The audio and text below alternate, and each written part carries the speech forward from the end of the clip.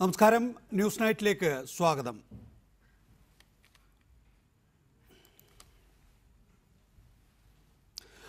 Sreevalsam group ഉടമ MKR പിള്ളയ്ക്ക് 425 കോടി രൂപയുടെ അനധികൃത സ്വത്തുണ്ടെന്ന് പ്രാഥമിക കണക്ക്. എന്നാൽ അന്തിമ വിവരം പുറത്തുവരുമ്പോൾ ആയിരക്കണക്കിന് കോടി രൂപയുടെ അനധികൃത സ്വത്തിന്റെ വിശദാംശങ്ങൾ ലഭിക്കും എന്നാണ് നിഗമനം. MKR പിള്ളയുടെ 28 ബാങ്ക് അക്കൗണ്ടുകൾ ആദായ നികുതി വകുപ്പ് തിരിച്ചറിഞ്ഞു. പിള്ളയുടെ ഇടപാടുകൾ ആഭ്യന്തര മന്ത്രാലയവും പരിശോധിക്കും. രാജ്യസുരക്ഷയുമായി ബന്ധപ്പെട്ട പരിശോധനയാണ് ആഭ്യന്തര വകുപ്പ് നടത്തുക. ശ്രീവത്സം ഗ്രൂപ്പ് സ്ഥാപനങ്ങളിൽ നടന്ന റെയ്ഡിൽ ലഭിച്ച വിവരങ്ങളുടെ പ്രാഥമിക പരിശോധനയാണ് ഇപ്പോൾ പുരോഗമിക്കുന്നത്. അനധികൃത സ്വത്ത് സംബന്ധിച്ച വിശദാംശങ്ങൾ ആദായ നികുതി വകുപ്പിന് ഇതിനോടകം ലഭിച്ചിട്ടുണ്ട്. 425 കോടി രൂപയുടെ അനധികൃത സമ്പാദ്യം സംബന്ധിച്ച വിവരമാണ് ഇപ്പോൾ ലഭിച്ചത്. എന്നാൽ ഇത് പ്രാഥമിക കണക്ക് മാത്രമാണെന്ന് ഉദ്യോഗസ്ഥർ അറിയിച്ചു. MK രാജേന്ദ്രൻ പിള്ളയുടെ റിയൽ എസ്റ്റേറ്റ് ഇടപാടുകളെ പറ്റി കൂടുതൽ വിവരങ്ങൾ പുറത്തു വരുന്നതേ ഉള്ളൂ. ഭൂമി ഇടപാടുകൾ മുഴുവൻ പരിശോധിച്ചാൽ മാത്രമേ അന്തിമ കണക്ക് ലഭ്യമാകൂ എന്ന് ഉദ്യോഗസ്ഥർ അറിയിച്ചു. കേന്ദ്ര ധനകാര്യ മന്ത്രാലയത്തിന്റെ പ്രത്യേക പദ്ധതി പ്രകാരം 50 കോടി രൂപയുടെ കള്ളപ്പണം MKR പിള്ള വെളിപ്പെടുത്തിയിട്ടുണ്ട്. അതിനിടെ നാഗാലാൻഡിലുള്ള 28 ബാങ്ക് അക്കൗണ്ടുകൾ ആദായ നികുതി വകുപ്പ് തിരിച്ചറിഞ്ഞു. ഇതിൽ 20 അക്കൗണ്ടുകളും പിള്ളയുടെ പേരിൽ തന്നെയാണുള്ളത്. ബാക്കി 8 അക്കൗണ്ടുകൾ ഭാര്യ വത്സല രാജിന്റെയും മകന്റെയും പേരിലാണ്. ഈ അക്കൗണ്ടുകളിലൂടെ കോടികളാണ് കേരളത്തിലേക്ക് കഴിഞ്ഞ 3 വർഷത്തിനിടെ ഒഴുകിയത്. ഈ പണം അത്രയും കേരളത്തിൽ ഏതൊക്കെ മേഖലയിൽ നിക്ഷേപിച്ചുവെന്ന് ആദായ നികുതി വകുപ്പ് പ്രത്യേകം പരിശോധിക്കുന്നുണ്ട്. കൊഹീമയിലെ പോലീസ് ആസ്ഥാനത്ത് ഇപ്പോഴും ഉന്നത പദവിയിൽ തുടരുന്ന പിള്ളയുടെ ഇടപാടുകളെ പറ്റി കേന്ദ്ര ആഭ്യന്തര മന്ത്രാലയവും അന്വേഷണം തുടങ്ങി. ആദായ നികുതി വകുപ്പിന് ലഭിച്ച വിവരങ്ങൾ ആഭ്യന്തര മന്ത്രാലയം പരിശോധിക്കുകയാണ്. രാജ്യസുരക്ഷയുമായി ബന്ധപ്പെട്ട അന്വേഷണമാണ് ആഭ്യന്തര മന്ത്രാലയം നടത്തുന്നത്. MKR പിള്ളയുടെ ബിനാമി ഇടപാടുകളെ പറ്റി ആദായ നികുതി വകുപ്പിന് കൃത്യമായ വിവരങ്ങൾ ലഭിച്ചിട്ടുണ്ട്. കേന്ദ്ര ഫണ്ട് വലിയ തോതിൽ ദുർവിനിയോഗം ചെയ്തതായും ഇതിനോടകം കണ്ടെത്തിയിട്ടുണ്ട്. റിപ്പോർട്ടർ, കൊച്ചി. ഈ വിഷയത്തിൽ നമ്മോടൊപ്പം Joseph Vazhakkan, Subhash Babu, JR Padmakumar, TJ Angelos, Raghu തുടങ്ങിയവരാണ് വിവിധ സ്റ്റുഡിയോകളിലും ടെലിഫോൺ ലൈനിലും. ആദ്യം ശ്രീ TJ ആഞ്ചലോസ്, ഇന്നിപ്പോൾ 425 കോടി രൂപയുടെ കണക്കാണ് ആദായ നികുതി വകുപ്പ് കണ്ടെത്തിയിട്ടുള്ളത്. 28 ബാങ്ക് അക്കൗണ്ടുകൾ നാഗാലാൻഡിൽ മാത്രം പിള്ളയ്ക്കുണ്ട് എന്നും വ്യക്തമായിരിക്കുന്നു. ഇന്നലെ പറഞ്ഞതിൽ കൂടുതൽ വ്യാപ്തിയുണ്ട് ഈ വിഷയത്തിൽ എന്നും പ്രാദേശികമായിട്ടുള്ള സഹായം അതുകൊണ്ട് തന്നെ വിപുലപ്പെടും എന്നുമാണോ കരുതേണ്ടത്? വിവിധ കേന്ദ്രങ്ങളിൽ നിന്ന് ഇവർക്ക് രാഷ്ട്രീയമായും ഞാൻ ഇന്നലെ സൂചിപ്പിച്ച പോലെ പ്രാദേശികമായും വളരെ കൂടുതൽ സഹായം ലഭ്യമായിട്ടുണ്ട്. ആ സഹായം ലഭ്യമായതിന് അവർ നല്ലതുപോലെ പ്രതിഫലവും നൽകി എന്നാണ് മനസ്സിലാക്കുന്നത്. ഇപ്പൊ കേരളത്തിലേക്ക് ഒരു 15 ടൺ കപ്പാസിറ്റിയുള്ള ഒരു ട്രക്ക് അത് വന്നു പോയിക്കൊണ്ടിരുന്നു എന്നുള്ളതാണ്. ഇപ്പൊ അത് പന്തളത്തുണ്ട് എന്ന് പറഞ്ഞ് ഇന്നലെ വിഷ്വൽസ് ഒക്കെ കാണുകയുണ്ടായി. അതിനകത്തുനിന്ന് എന്താണ് വന്നത് പോയത്, പോലീസിന്റെ ബോർഡ് ഉള്ളത് കൊണ്ട് ഒരു സ്ഥലത്തും അതിനാവശ്യമായ പരിശോധന ഉണ്ടായിരുന്നു. അതൊക്കെ നമുക്ക് അറിയാവുന്നതാണല്ലോ ശ്രീ TJ ആഞ്ചലോസ്. പ്രാദേശികമായിട്ടുള്ള സഹായത്തെക്കുറിച്ചാണ് താങ്കൾ പറയേണ്ടത്. ഒരു മന്ത്രി അല്ലെങ്കിൽ ഒരു ഒരു UDF കാലത്തെ മന്ത്രി എന്നാണ് താങ്കൾ പറഞ്ഞത്. അതിന്റെ ആ ചുരുക്കത്തിൽ നിന്ന് കുറെ കൂടി വിപുലപ്പെടുത്താൻ സമയമായില്ലേ? അല്ല, ഇന്ന് ഞങ്ങള് സ്റ്റേറ്റ്മെന്റ് കൊടുത്തതെന്ന് പറഞ്ഞാൽ 2 വർഷം മുമ്പ് കേരളത്തിലെ പോലീസിന് ഇത് സംബന്ധമായ വിവരം ലഭ്യമായിരുന്നു എന്നാണ് പറഞ്ഞത്. 2 വർഷം മുമ്പ് ആഭ്യന്തരമന്ത്രിയായിരുന്നത് പിണറായി വിജയനല്ല, ശ്രീ രമേശ് ചെന്നിത്തലയാണ്. അതാണ് പറയേണ്ടത്. ആ വിവരങ്ങൾ ലഭ്യമായിട്ട് അതിന്മേൽ എന്തെല്ലാം നടപടികൾ സ്വീകരിച്ചു എന്നുള്ളത്. ഇതുമായി ബന്ധപ്പെട്ട ദുരൂഹതകൾ തുടക്കം മുതൽ നിൽക്കുന്നതും ഹരിപ്പാടിനെ സംബന്ധിച്ച് ഇതിനാവശ്യമായ വളരെ വേഗത്തിൽ താങ്കളിലേക്ക് തന്നെ മടങ്ങിയെത്താം. ശ്രീ ജോസഫ് വാഴക്കൻ, രമേശ് ചെന്നിത്തലയിലേക്കാണ് TJ ആഞ്ചലോസ് വിരൽ ചൂണ്ടുന്നത്. TJ ആഞ്ചലോസ് ഇന്നലെ മുതൽ ചൂണ്ടാൻ തുടങ്ങിയത് എങ്ങോട്ടും ചൂണ്ടിയിട്ട് എത്തിയിട്ടില്ലെന്നേ ഉള്ളൂ. അപ്പൊ 2 വർഷമായിട്ട് കഴിഞ്ഞ 1 വർഷമായിട്ട് പിണറായി വിജയന്റെ ഇവരുടെ എല്ലാം കയ്യിലുണ്ടല്ലോ ഈ റിപ്പോർട്ടും പോലീസും ഒക്കെ. സ്വന്തം DGP തന്നെയായിരുന്നല്ലോ, ലോക്നാഥ് ബെഹ്റയായിരുന്നല്ലോ ഇരുന്നത്. എന്തുകൊണ്ട് പിടിച്ചില്ല? ഇതിപ്പോ കേന്ദ്ര എൻഫോഴ്സ്മെന്റ് വിഭാഗം, നേരത്തെ നമ്മുടെ ഇൻകം ടാക്സിന്റെ എൻഫോഴ്സ്മെന്റ് വിഭാഗമാണല്ലോ ഇത് കണ്ടുപിടിക്കുകയും ഇതെല്ലാം ഈ അന്വേഷണത്തിലേക്ക് കൊണ്ടുവരികയും ചെയ്തിട്ടുള്ളത്. അല്ലാതെ പോലീസൊന്നും അല്ലല്ലോ. 2 വർഷമായിട്ട് പോലീസിന് അറിയാവുന്ന അതൊക്കെ വിടുവോ? അതൊന്നും അല്ലല്ലോ ഇപ്പോഴത്തെ വിഷയം. രമേശ് ചെന്നിത്തലയുടെ മേൽ ഗുരുതരമായ ഒരു ആരോപണം ഉന്നയിച്ച് ഈ മന്ത്രിസഭയിൽ പങ്കാളിയായ കക്ഷിയുടെ ജില്ലാ സെക്രട്ടറി മുന്നോട്ട് വരികയാണ്. നിങ്ങൾ എന്തെങ്കിലും ചെയ്യണ്ടേ ഉടനടി? ഞങ്ങൾ എന്തോ ചെയ്യുന്നത് എന്റെ നികേഷേ? ഞങ്ങൾ എന്ത് ചെയ്യാനാണ്? ഏറ്റവും കുറഞ്ഞത് ഒരു മാനനഷ്ടത്തിന് കേസെങ്കിലും കൊടുക്കൂ. ഒരു ജില്ലാ സെക്രട്ടറി ഉണ്ടയില്ല വെടിവെച്ചു. അത് വെച്ചത് അല്ല, ഉണ്ടയില്ല വെടിയല്ല. നമുക്കറിയാം ആ മേഖലയിൽ ആകെ തന്നെയും വലിയ തരത്തിലുള്ള സാമ്പത്തികമായിട്ടുള്ള നിക്ഷേപമാണ് ഇയാൾ നടത്തിയിരിക്കുന്നത്. ഇവിടെ നിന്നൊരു വട്ട് സോഡ ഉണ്ടാക്കി വിൽക്കുന്ന ഒരു കുടുംബം, അത് മോശം പണിയാണെന്നുള്ള അർത്ഥത്തിലല്ല ഞാൻ പറയുന്നത്. പക്ഷേ ചരിത്രം പിന്നിലേക്ക് കാര്യങ്ങൾ പോകുമ്പോൾ വട്ട് സോഡ ഉണ്ടാക്കി വിറ്റിരുന്ന ഒരു കുടുംബത്തിൽ നിന്ന് ഈ പണി എനിക്ക് ചെയ്യാൻ വയ്യ എന്ന് കരുതി നാഗാലാൻഡിലേക്ക് കോൺസ്റ്റബിളായി പോവുകയും അവിടെ അസിസ്റ്റന്റ് SP വരെ ആവുകയും ചെയ്ത് ഇപ്പോൾ 4000 കോടി രൂപയോളം സാമ്പത്തിക സ്വാധീനമുള്ള വ്യക്തിയായി ഉയർന്നു വന്നിരിക്കുന്ന ഒരാൾ. ആ ആൾക്ക് കേരളത്തിലാണ് ഏറ്റവും കൂടുതൽ നിക്ഷേപമുള്ളതോ ഈ രമേശ് ചെന്നിത്തലയുടെ മണ്ഡലത്തിൽ എന്ന് പറയുമ്പോൾ ഇപ്പോൾ അവിടെ നിന്നുള്ള ഒരു രാഷ്ട്രീയ നേതാവും പറയുന്നു രമേശ് ചെന്നിത്തലയാണ് ഇയാളെ വളർത്തിയത് എന്ന്. അല്ല നികേഷേ, നിങ്ങളുടെ പാർട്ടി, നികേഷ് ഉൾപ്പെടുന്ന നിങ്ങളുടെ ഇടതുപക്ഷ മുന്നണി, നിങ്ങൾക്ക് ചില പ്ലാനും പദ്ധതിയൊക്കെ ഉണ്ടാകും. ഒരു കാര്യം ഞാൻ അങ്ങോട്ട് പറയാം. ഈ ഇദ്ദേഹത്തിന് ഹരിപ്പാട് മാത്രമല്ലല്ലോ ഉള്ളത്. പന്തളത്തുണ്ട്, ആറന്മുളയുണ്ട്, പത്തനംതിട്ടയുണ്ട്, കായംകുളത്തുണ്ട്. അവിടെ ഒക്കെ അന്വേഷിച്ച് നോക്കണം. 2008 CPM-ന്റെ സഹായത്തോടുകൂടി 10 ഏക്കർ സ്ഥലമാണ് കുളനടനകത്തിയത്. എന്നിട്ട് അതിനെ അതിനെതിരായ നിലപാട് സ്വീകരിച്ച അന്നത്തെ പഞ്ചായത്ത് പ്രസിഡന്റ് ഞങ്ങളുടെ രഘുനാഥിനെ ആ വീട്ടിൽ കയറി വെട്ടിയതാണ് ഇദ്ദേഹവും ഈ പറയുന്ന ശ്രീവത്സൻ ഗ്രൂപ്പ് അവിടുത്തെ സഖാക്കളും കൂടെ കൂടി വീട്ടിൽ കയറി വെട്ടിയത് ആ കാലഘട്ടത്തില്. ഒക്കെ ശരിയായിരിക്കും. പക്ഷേ ശ്രീ ജോസഫ് വാഴക്കൻ, എന്റെ പോയിന്റ് ഇതാണ്. നിങ്ങൾക്കെതിരെ ഇത്രയും ഗുരുതരമായ ആരോപണം ഉന്നയിച്ചിട്ട്, പ്രതിപക്ഷ നേതാവ് രമേശ് ചെന്നിത്തലയ്ക്കെതിരെ ഇത്രയും ഗുരുതരമായ ആരോപണം ഉന്നയിച്ചിട്ട് നിങ്ങൾക്ക് ഇങ്ങനെ മിണ്ടാതിരിക്കാൻ കഴിയുന്നു? ഞങ്ങൾക്ക് മിണ്ടാനുള്ളതൊക്കെ ഞങ്ങൾ മിണ്ടിയിട്ടുണ്ട്. ഇന്നലെ ആരോപണം ഉന്നയിച്ച വ്യക്തികളോടും അതിലെ ആളുകളോടും അദ്ദേഹത്തിന്റെ പാർട്ടിയുടെ എല്ലാ പ്രതിനിധികളോടും ഞങ്ങൾ ചോദിച്ചു. ഒരാൾക്കും മിണ്ടാനില്ലായിരുന്നു. ഇന്ന് രമേശ് ചെന്നിത്തല തന്നെ എഴുതി കേരളത്തിന്റെ മുഖ്യമന്ത്രിക്ക് കൊടുത്തിട്ടുണ്ട് അതിനെക്കുറിച്ചൊരു അന്വേഷണം നടത്താൻ. CBI-യോ മറ്റേതെങ്കിലും ഏജൻസിയെ കൊണ്ട് അന്വേഷണം നടത്തി ഇത്രയും വലിയ തട്ടിപ്പ് നടത്തുന്നത് പുറത്തു വരണമെന്ന്. അദ്ദേഹത്തിന് അറിയാമല്ലോ, ആഞ്ചലോസിന് അറിയാം. ആഞ്ചലോസിന് പാർട്ടിയുടെ 2 സഖാക്കന്മാരാണ് ഇതിന്റെ വീതം പറ്റാൻ വേണ്ടിയിട്ട് ഹരിപ്പാട്ട് പോയി ഇവരുമായി പ്രശ്നമുണ്ടാക്കി. CPI-യും CPM-ഉം തമ്മിലുള്ള അടിയായി മാറി. CPM-ന്റെ പ്രാദേശിക നേതാവ് കാർത്തികേയനാണ് ഇവരുടെ ഭൂമി മുഴുവൻ വാങ്ങിച്ചു കൊടുത്തത്.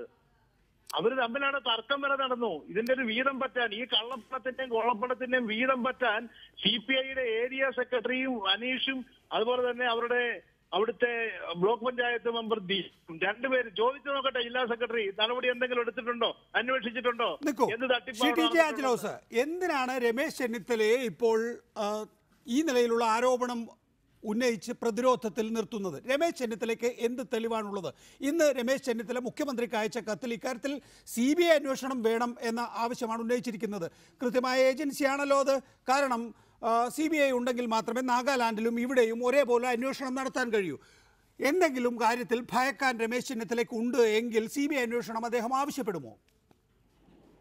അല്ല, ഇവിടുത്തെ നിക്ഷേപങ്ങളെ സംബന്ധിച്ചും ഭൂമി ഇടപാടിനെ സംബന്ധിച്ചും എല്ലാം ഗവൺമെന്റ് തന്നെ അന്വേഷിക്കാവുന്നു.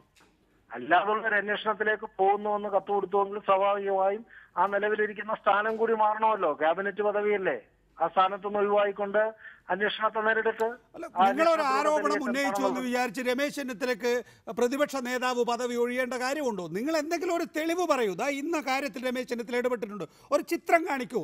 MKR ഗ്രൂപ്പിന്റെ MKR പിള്ള എന്ന് പറയുന്ന ഇയാളുമായിട്ട് രമേശ് ചെന്നിത്തല നിൽക്കുന്നത്. അവരുടെ ഇന്നലെ തൊട്ട് ശ്രീ ജോസഫ് വാഴക്കൻ ചോദിക്കുന്ന ചോദ്യമാണത്. നിങ്ങളൊരു കല്യാണത്തിന് പോയ പടം കാണിക്കൂ, അല്ലെങ്കിൽ ഏതെങ്കിലും ഉദ്ഘാടനത്തിന് പോയ പടം കാണിക്കൂ. അതൊക്കെ സ്വാഭാവികമാണ്, MLA എന്നുള്ള നിലയിൽ, മന്ത്രി എന്നുള്ള നിലയിൽ. പക്ഷെ അതുപോലുമില്ല എന്നാണ് ജോസഫ് വാഴക്കൻ പറയുന്നത്. അല്ലല്ലേ, ഇതില് ഈ പറയുന്ന കഥാപാത്രം എന്ന് പറയുന്നത് ഒരുപാട് ദുരൂഹതകൾ നിറഞ്ഞു നിൽക്കുന്നതാണ്. അല്ല, കാടുകയറല്ലേ TJ ആഞ്ചലോസ്? ഞാൻ ചോദിച്ച ചോദ്യത്തിന് ജോസഫ് വാഴക്കൻ ആവർത്തിച്ച് ചോദിക്കുന്ന ചോദ്യം അതാണ്. ഒരു കഥാപാത്രമല്ല അദ്ദേഹം.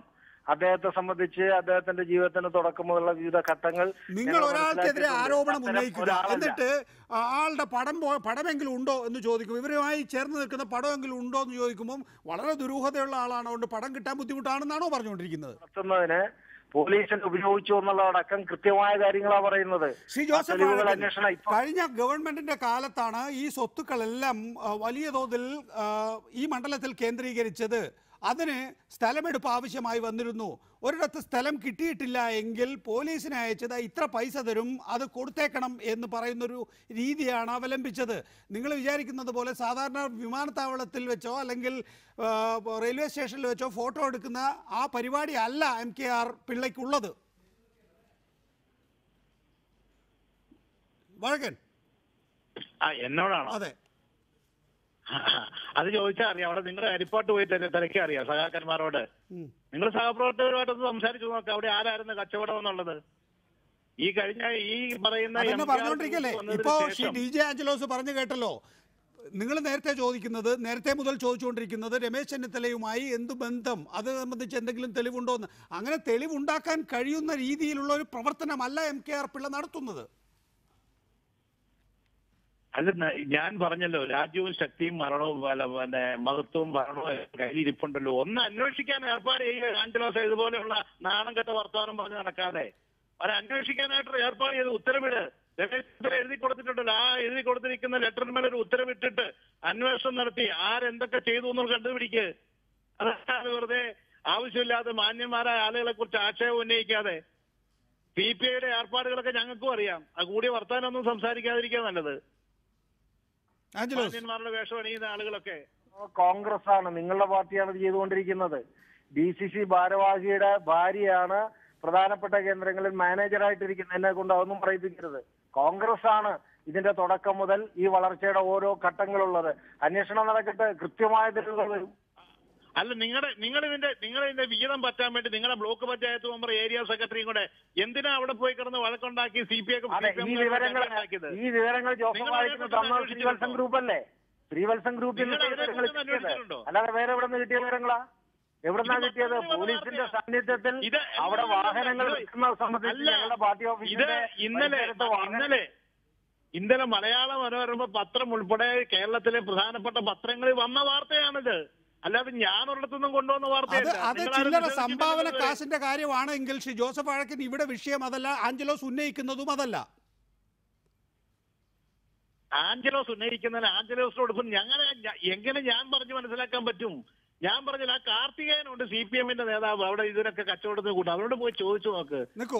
നിങ്ങൾ രണ്ടുപേരും ദയവായി ടെലിഫോൺ ലൈനിൽ തുടരണം. എനിക്കറിയാം രണ്ടുപേരും യാത്രയിലാണ് എന്ന്, അതുകൊണ്ടാണ് നേരിട്ട് സ്റ്റുഡിയോയിൽ എത്താൻ പറ്റാത്തതും. ശ്രീ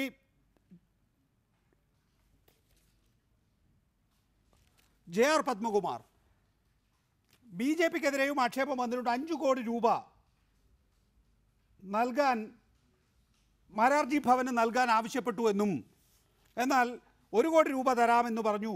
അതിൽ പ്രകോപിതരായിട്ടാണ് ഇപ്പോൾ ആദായ നികുതി വകുപ്പിനെ കൊണ്ട് റെയ്ഡ് ചെയ്യിച്ചത് എന്നുള്ളതാണ് ആക്ഷേപം. എന്താണ് അതിൻ്റെ ഒരു സത്യാവസ്ഥ എന്നൊന്നും അറിയില്ല. അങ്ങനെ ഒരു ആരോപണം വന്നു, മറുപടി പറയാനുള്ള ഒരു അവസരം.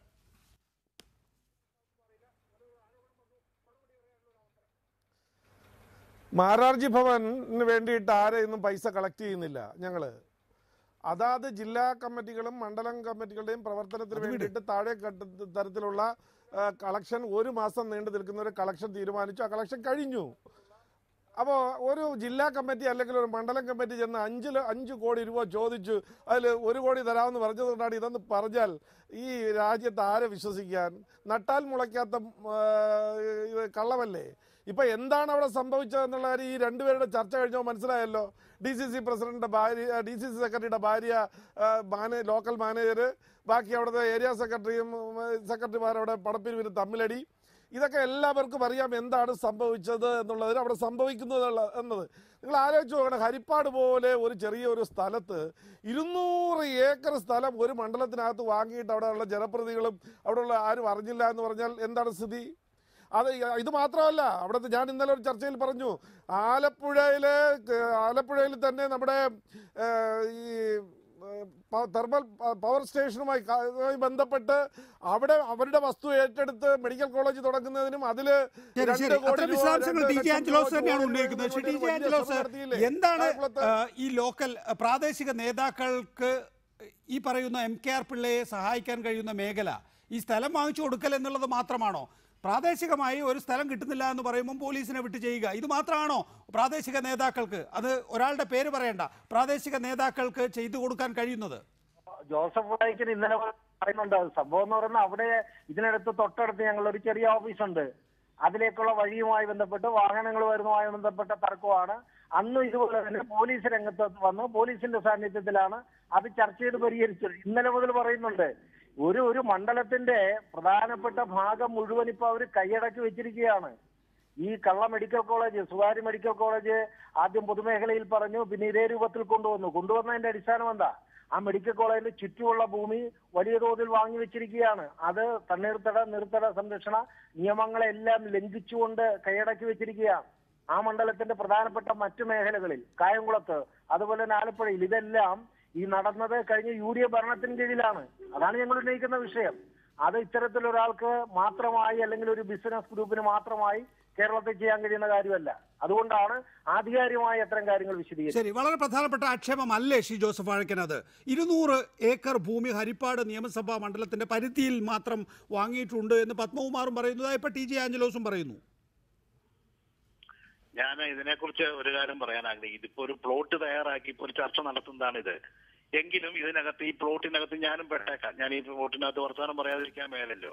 ഇതൊക്കെ വളരെ മനഃപൂർവ്വമായി ശ്രീ നികേഷ് ഉൾപ്പെടെ ഇതിനകത്ത് പങ്കാളിയായിട്ടുണ്ടോ എന്ന് എനിക്കൊരു സംശയം ഇപ്പൊ തോന്നുന്നുണ്ട് ഈ ചർച്ചയ്ക്ക്. എന്ത് മര്യാദയില്ലായ്മയാണ് പറയുന്നത്. ഇങ്ങനെ ഒരു ഗ്രൂപ്പ് ഇത് കഴിഞ്ഞ ഒരു വർഷമായിട്ടാണ് ഇവർ തഴച്ചു വളരുന്നത്.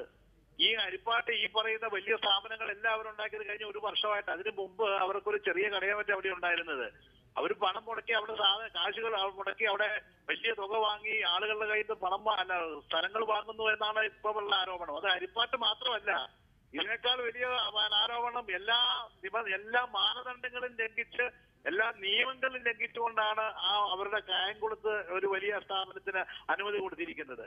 ഇവിടെ നിങ്ങൾക്ക് അറിയത്തില്ലെങ്കിൽ ഒരു കാര്യം ഞാൻ പറയാം. അവരുടെ ഒരു സ്ഥാപനത്തിന്റെ ഉദ്ഘാടനം നടക്കുന്നതിന് മുമ്പ് മുനിസിപ്പാലിറ്റിയുടെ കയ്യിൽ നിന്ന് പെർമിഷൻ വാങ്ങാതെ ഇന്നത്തെ ഭരണകൂടത്തിന്റെ ഈ പറയുന്ന CPI നേതാവിന്റെ ഉൾപ്പെടെ ഇവരുടെ പാർട്ടിയുടെ ആളുകൾ ഉൾപ്പെടെയുള്ള ആളുകളുടെ സഹായത്തോടുകൂടി അവിടെ മുനിസിപ്പാലിറ്റിയുടെ നമ്മുടെ ഹരിപ്പാട് മുനിസിപ്പാലിറ്റി, അത് കോൺഗ്രസ് ഭരിക്കുന്ന ആ മുനിസിപ്പാലിറ്റിയുടെ അനുമതിയില്ലാതെ അവരുടെ കെട്ടിടം അവിടെ ഉദ്ഘാടനം ചെയ്യാൻ ശ്രമിച്ചപ്പോ മുനിസിപ്പാലിറ്റി അതിന് സ്റ്റോപ്പ് നമ്പർ കൊടുത്ത് തടഞ്ഞു നിർത്തിയതാണ്. എന്നിട്ടാണ് അവർ ഗവൺമെന്റിനെ കൊണ്ട് അത് ബലമായി അതിന്റെ ഉദ്ഘാടനത്തിന് വേണ്ടി ഗവൺമെന്റിന്റെ ആളുകളെ കൊണ്ട് ചെയ്യിപ്പിച്ചത്. അവിടെ കോൺഗ്രസ് പാർട്ടിയുടെ ഓഫീസിന് ചുറ്റുമുള്ള പ്രദേശങ്ങൾ മുഴുവൻ ഇവർ വാങ്ങി വലിയ ഉയർത്തി മതില് കെട്ടി കോൺഗ്രസ് പാർട്ടിയുമായി അവിടെ വലിയ പ്രശ്നം വന്നിട്ടുള്ള ആളാണ്. ഇപ്പൊ BJPയുടെ നേതാവ് വലിയ പുണ്യകനായിട്ട് സംസാരിക്കുന്നു. ശ്രീ പത്മകുമാറിനോടൊരു കാര്യം ഞാൻ പറയാം. കുളനടയിൽ 10 ഏക്കർ നിലമാണ് നികത്തിയിരിക്കുന്നത്. നിങ്ങളുടെ നികത്തിയാണ് അവിടെ ഇപ്പോൾ ഒരു നികത്തി എഴുതെടുത്തിരിക്കുന്നത്. അവിടെ നിങ്ങളുടെ പഞ്ചായത്താണ് ഇപ്പൊ ഭരിക്കുന്നത്. നിങ്ങളുടെ പഞ്ചായത്ത് മെമ്പർ ഉൾപ്പെടെ അവരുടെ പിണിയാളുകളായിട്ട് നിൽപ്പുണ്ട്. ഇപ്പോ അത് ശ്രീവത്സം പാർക്കിംഗ് ഗ്രൗണ്ട് എന്ന് പറഞ്ഞ് ശബരിമലയ്ക്ക് പോകുന്ന വാഹനങ്ങൾ പാർക്ക് ചെയ്യുന്നതാണെന്ന് പറഞ്ഞുകൊണ്ട് അതിനെ പ്രൊട്ടക്ട് ചെയ്തുകൊണ്ടിരിക്കുന്നത് BJPക്കാരാണ്. ഞാൻ മിണ്ടാതിരുന്നതാണ്. അത് ഞാൻ ഇന്നലെ ശ്രീ VV രാജേഷ് വന്നപ്പോൾ ഞാൻ VV രാജേഷിനോട് പറഞ്ഞു, നിങ്ങളുടെ പാർട്ടിക്കാരോടും പറയണം അവരെ അനാവശ്യമായി പ്രൊട്ടക്ട് ചെയ്യുന്ന പണി നിർത്താൻ പറയണം. അവർക്ക് 10 ഏക്കർ ഭൂമി നികത്തി അതിനെ റെഗുലറൈസ് ചെയ്യുന്നതിന് വേണ്ടി അത് ശബരിമലയ്ക്ക് പോകുന്ന വാഹനങ്ങൾ പാർക്ക് ചെയ്യാനുള്ളതാണെന്ന് വരുത്തി തീർത്ത് അതിന് മുഴുവൻ പ്രൊട്ടക്ഷനും കൊടുക്കുന്നത് BJPയാണ് ഇന്നവിടെ. എന്നിട്ടാണ് BJPയുടെ നേതാവ് ഇവിടെ ഞാനൊന്നും അറിഞ്ഞില്ലേ രാമനാരായണ എന്ന് പറഞ്ഞുകൊണ്ട് ഇവിടെ ഇരുന്ന് വർത്തമാനം പറഞ്ഞുകൊണ്ടിരിക്കുന്നത്. എന്നെ കണ്ട കിണ്ണം കെട്ടെന്ന് തോന്നുന്നു ചോദിക്കുന്നവരെ. അതുകൊണ്ട് അങ്ങനെ ഒന്നും സംസാരിക്കണ്ട. ഞാൻ വെല്ലുവിളിക്കുന്നു കോൺഗ്രസിന്റെ ഏതെങ്കിലും ഒരു നേതാവിന്റെയോ ഏതെങ്കിലും ഒരു MLAയോ അവിടെ ഈ തരത്തിൽ ഏതെങ്കിലും ഒരു തരത്തിലൊരു സഹായം ഇവർക്ക് കൊടുത്തുവെന്ന് ഒരു തെളിവ്. ഇവിടെ ഹരിപ്പാട് മെഡിക്കൽ കോളേജിന്റെ കാര്യം പറഞ്ഞു. ആർജവമുള്ള MLAമാരൊക്കെ പല ഭാഗത്തു നിന്നും പല ഏജൻസികളിൽ നിന്നും പണം കൊണ്ടുവന്ന് സ്വന്തം നിയോജകമണ്ഡലത്തിൽ മെഡിക്കൽ കോളേജുകളും വലിയ സ്ഥാപനങ്ങളൊക്കെ ഉണ്ടാക്കും. ഇവിടെ ആഞ്ചലോസ് ഉന്നയിക്കുന്നത് മെഡിക്കൽ കോളേജ് ആദ്യം നിങ്ങൾ NTPC ഭൂമി ഏറ്റെടുക്കാൻ ശ്രമിച്ചു, നടന്നില്ല. പിന്നെ കരുവാറ്റയിലെടുത്തു. അവിടെ കരുവാറ്റയിൽ എടുക്കുന്നു എന്നുള്ള വിവരം ചോർന്നു കിട്ടുകയും അതിൻ്റെ ചുറ്റും സ്ഥലം വാങ്ങിക്കൂട്ടുകയും ചെയ്തു MKR പിള്ള എന്നാണ്. അത്തരത്തിലുള്ള ആക്ഷേപങ്ങളാണ്. ഇതൊക്കെ നിങ്ങൾ ആക്ഷേപങ്ങൾ പറയാതെ നികേഷ് ഒരു ആളെ വിട്ട് അന്വേഷിപ്പിച്ചിട്ട് പറ. ഹരിപ്പാട് മെഡിക്കൽ കോളേജുമായി ബന്ധപ്പെട്ട ശ്രീ ജോസഫ് വാഴക്കൻ, ഇത് ഉത്തരവാദപ്പെട്ട ഒരു രാഷ്ട്രീയ പാർട്ടിയുടെ പ്രതിനിധി ഉന്നയിക്കുന്ന ആരോപണമാണ്. ഇന്നലെയും ഇന്നുമായി മാധ്യമങ്ങളിൽ നിറഞ്ഞേക്കുന്ന വിഷയമാണ്. നിങ്ങൾ ഇത് കൊണ്ടുതരുന്ന ആളുകളോട്, ഇത് പറയുന്ന ആളുകളെ ആക്രമിക്കാതെ അതിന് മെറിറ്റിൽ മറുപടി പറയാൻ നോക്ക്. ഏത് മെറിറ്റിലെ മറുപടി പറയുന്നത്? അങ്ങനെ ഞാൻ പറഞ്ഞല്ലോ, ഏതെങ്കിലും പാർട്ടിയുടെ ഒരു നേതാവ് ചുമ്മാ ഇരുന്നുകൊണ്ട് വിവരദോഷം പറയുന്നതിന് മുഴുവൻ ഞാൻ എങ്ങനെ മറുപടി പറയും? ഒരു ഉത്തരവാദിത്വമില്ലാതെ, ഒരു രേഖയുമില്ലാതെ, ഒരു ചാനലിൽ കയറി അതിനൊരു ശരി ശ്രീ ആഞ്ചലോസ്, അത് താങ്കളോടാണ് പറയും. ഒരു രേഖയില്ലാതെ, ഒരു ഉത്തരവാദിത്വം ഇല്ലാതെ കുറെ ആരോപണങ്ങൾ ഇങ്ങനെ പടച്ചു വിടുകയാണോ? ആരോടാണ് ചോദ്യം? ശ്രീ ആഞ്ചലോസ്. അല്ല, ഈ ജോസഫ് വാഴക്കനെ പോലെ ഒരു ഉത്തരവാദിത്തപ്പെട്ട ജനപ്രതിനിധി ഇത്ര നാണം കെട്ട തരത്തിൽ വർത്തമാനം പറയേണ്ട കാര്യമുണ്ടോ? ഇങ്ങനെയാണോ ഒരു ജനപ്രതിനിധി പറയുന്നത്? ഞങ്ങൾ ഇതെല്ലാം ഗവൺമെന്റിന്റെ മുമ്പിൽ സമർപ്പിച്ചിട്ടുള്ള വസ്തുതകളാണ് ഈ പറയുന്നത്. എന്ത് വസ്തുതകൾ? എത്രയോ വാഴക്കൻ ചോദിക്കുന്നത് എന്ത് വസ്തുതകൾ? അല്ല, അദ്ദേഹം പറഞ്ഞത് നല്ല MLA-മാര് ജനപ്രതിനിധികൾ ഇങ്ങനെ അവരുടെ സോഴ്സ് ഉപയോഗിച്ച് അവിടെ കൊണ്ടുവന്ന് എന്ത് ഇൻവെസ്റ്റ്മെന്റ് ആണ് നടത്തിയത് ഈ മെഡിക്കൽ കോളേജിനെ സംബന്ധിച്ച്? അവിടെ ഗവൺമെന്റിന്റെ പണം മുടക്കി ഭൂമി ഏറ്റെടുക്കുവാൻ വേണ്ടിയുള്ള നടപടികൾ നടത്തി. കരുവാറ്റയിലുള്ള ആലപ്പുഴ മെഡിക്കൽ കോളേജിന് 26% കഴിച്ചു, ബാക്കിയുള്ള 74% സ്വകാര്യ നിക്ഷേപമാണ്. ഈ 76% ആർക്കൊക്കെ കൊടുക്കണം എന്നത് സംബന്ധിച്ച് ധാരണ ഇല്ലാതെ രമേശ് ചെന്നിത്തല അതിനൊരു തുടക്കം കുറിക്കില്ലല്ലോ. അപ്പോൾ 74% ആളുണ്ടായിരുന്നു രമേശ് ചെന്നിത്തലയുടെ കയ്യിൽ. അതാണ് വാഴക്കൻ പറഞ്ഞ മെഡിക്കൽ കോളേജിന് പല ഭാഗത്തു നിന്നുള്ള ഏജൻസികളുടെ പങ്കാളിത്തം. ഘട്ടത്തിലാണ് വരുന്നത്. രണ്ടാം ഘട്ടത്തിൽ ഇപ്പൊ ചെയ്തതെന്ന് പറഞ്ഞാല് ഗവൺമെന്റിന്റെ ഫണ്ട് ഉപയോഗിച്ചുകൊണ്ട് ഭൂമി എടുത്ത് ആധികാരികമായി ഒരു സ്ഥാപനം എന്നുള്ള തരത്തിൽ വരുത്തുക എന്നുള്ള ഒരു നടപടി മാത്രമാണ് അവിടെ നടന്നത്. അല്ലാതെ വേറെന്താ നടന്നത്? അതിന്റെ ഉദ്ദേശം എന്തായിരുന്നു? NDPC ഉണ്ടായിരുന്നു, അവിടെ പൊതുഭൂമി ഉണ്ടായിരുന്നു, കേന്ദ്രത്തിൽ കോൺഗ്രസ് ആയിരുന്നു, സംസ്ഥാനത്തിൽ കോൺഗ്രസ് ആയിരുന്നു, പൊതുമേഖലാ മെഡിക്കൽ കോളേജ് എന്നുള്ള ആശയമാണ് ഉയർത്തിക്കൊണ്ടുവന്നത്. പിന്നീടാണ് ഇങ്ങനെ മാറിയത്. ഇങ്ങനെ മാറിയതിന്റെ പിന്നിൽ വൻതോതിലുള്ള ഭൂമി തട്ടിപ്പ് ലക്ഷ്യമാക്കിക്കൊണ്ടുള്ള പ്രവർത്തനങ്ങളാണ് നടന്നത്. ഇതിപ്പോ ഉന്നയിക്കുന്നതല്ല, വളരെ നേരത്തെ കാര്യങ്ങൾ ഉന്നയിച്ച് സംസ്ഥാന അത് ഈ MKR പിള്ളയ്ക്ക് വേണ്ടിയാണ് എന്നാണോ ശ്രീ ആഞ്ചലോസ് താങ്കളുടെ ആക്ഷേപം? അല്ല, അതിന്റെ ചുറ്റും ഭൂമി വാങ്ങിയവരാര് എന്നുള്ളത് പരിശോധിച്ചാൽ സെക്രട്ടറി അല്ലേ അവിടെ? ഗ്രൂപ്പിന് അതിനകത്ത് പ്രധാന പങ്കുണ്ട്. അതായത് ഈ പറയുന്ന കരുവാറ്റ മെഡിക്കൽ കോളേജിന്റെ പ്രൊപ്പോസ്ഡ് ലാൻഡിന് ചുറ്റും MKR പിള്ള ഭൂമി വാങ്ങിക്കൂട്ടിയിട്ടുണ്ട് എന്നാണോ ഉത്തരവാദിത്വത്തോടു കൂടി താങ്കൾ ഉന്നയിക്കുന്ന ആക്ഷേപം? ഇന്ന് പറയുന്നതല്ല, ഇന്നലെ മുതൽ ആ കാര്യം പറയുന്നതാണ്. അത്തരം മെഡിക്കൽ കോളേജുകളുടെ സ്ഥലം മാറിയതും ഇതിന്റെ രൂപരേഖ തയ്യാറാക്കിയതിന്റെയൊക്കെ പിന്നിലേക്ക് ചെന്ന് കഴിഞ്ഞാൽ അതാണ് ഞങ്ങൾ പറഞ്ഞത്. അതിന്റെ സമഗ്രമായ ശരി ശ്രീ ജോസഫ് വാഴക്കൻ, താങ്കൾക്ക് ഇപ്പോ കാര്യങ്ങൾ വെറും വെടി ഉണ്ടയില്ല വെടിയാണ് എന്ന് തോന്നുന്നുണ്ടോ ഇപ്പോഴും? അയ്യോ, ഇപ്പോൾ അതിനേക്കാൾ കൂടുതൽ എനിക്ക് തോന്നുന്നത് ഇന്നലെ മുതൽ ഇതൊന്നും പറഞ്ഞിട്ടില്ല. ഇന്നലെ പറഞ്ഞതൊക്കെ വിഴുങ്ങിക്കൊണ്ടിരിക്കുകയായിരുന്നു.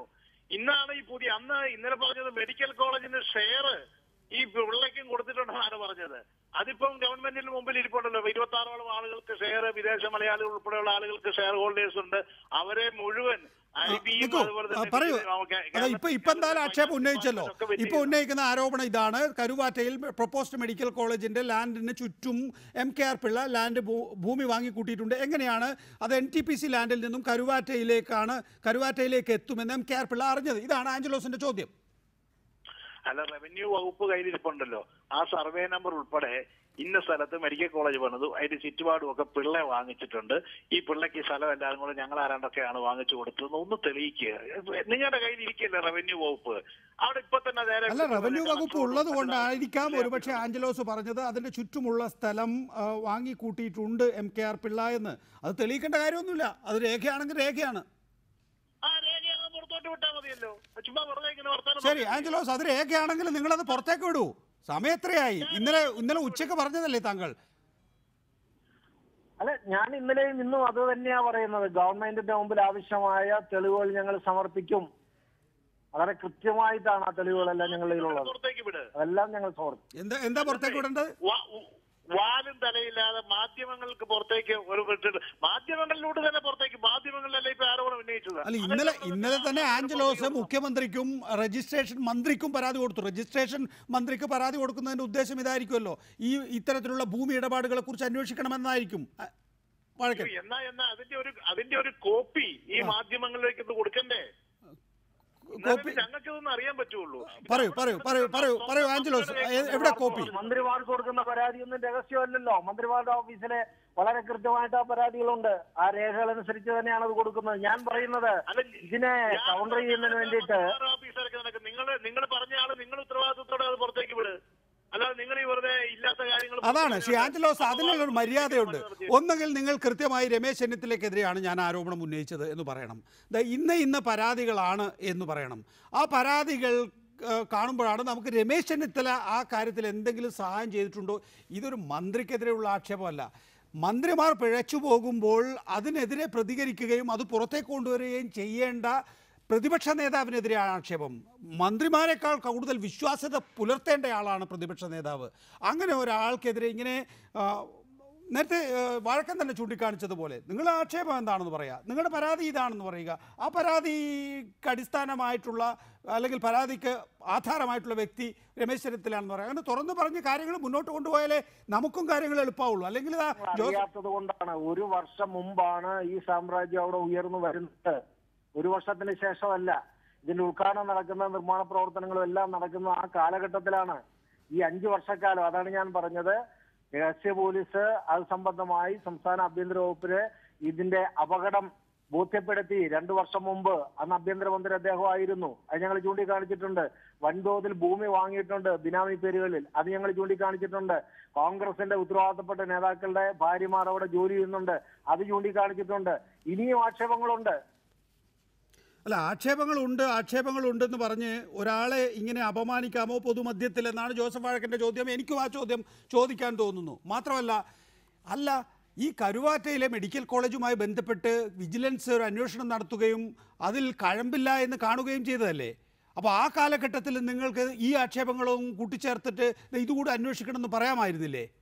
വിജിലൻസ് അന്വേഷണം പൂർത്തീകരിച്ചിട്ടില്ല, സംബന്ധിച്ച് ഒരിക്കലും പൂർത്തീകരിച്ചിട്ടില്ല. PWDയുടെ അന്വേഷണമാണ്, വിജിലൻസ് അന്വേഷണം ഒരിക്കലും പൂർത്തീകരിച്ചിട്ടില്ല. ശ്രീ ജോസഫ് വാഴക്കൻ, എനിക്ക് വ്യക്തതയില്ല, പറഞ്ഞോളൂ. PWD വിജിലൻസ് ഉണ്ട്. അവരാണല്ലോ PWDയുടെ അകത്തെ കാര്യങ്ങൾ അന്വേഷിച്ച് പറയുന്നത്. PWD വിജിലൻസ് അന്വേഷിച്ച് കൃത്യമായിട്ട് പറഞ്ഞിട്ടുണ്ട് ഇതിന്റെ അകത്ത് ഒരു അപാകതയും നടന്നിട്ടില്ല. നിങ്ങളുടെ സർക്കാരല്ലേ ആ അന്വേഷണവും നടത്തിയത്? PWD വിജിലൻസിന് ഞങ്ങൾ പരാതി കൊടുത്തിട്ടില്ല. സംസ്ഥാന ആഭ്യന്തര വകുപ്പിനാണ് അത് സംബന്ധിച്ച് പരാതി കൊടുത്തിട്ടുള്ളത്. അതിന്റെ എൻക്വയറി നടന്നുകൊണ്ടിരിക്കുകയാണ്, ക്ലോസ് ചെയ്തിട്ടില്ല. ഞാന് പറഞ്ഞു ജി സുധാകരന്റെ മുൻപിൽ വിജിലൻസ് അവരുടെ PWD വിജിലൻസ് റിപ്പോർട്ട് കൊടുത്തു കഴിഞ്ഞു. ആഭ്യന്തര വകുപ്പിന്റെ കീഴിലുള്ള വിജിലൻസിനെ കുറിച്ചാണ് ഞാൻ പറഞ്ഞത്. അവര് ആ ഫയൽ ക്ലോസ് ചെയ്തിട്ടില്ല. എനിക്ക് കൃത്യമായി അറിയാം. ഇന്നിപ്പോ രമേശ് ചെന്നിത്തല എഴുതി കൊടുത്തിട്ടുണ്ടല്ലോ, അവരെ കൊണ്ട് അന്വേഷിപ്പിക്ക്. നിങ്ങളുടെ ഉൾപ്പെടെ, നിങ്ങളുടെ പാർട്ടിയുടെ ആളുകളുടെ ഉൾപ്പെടെ, CPMന്റെ ഉൾപ്പെടെയുള്ള ആളുകളുടെ വിവരം വെളിയിൽ വരണം.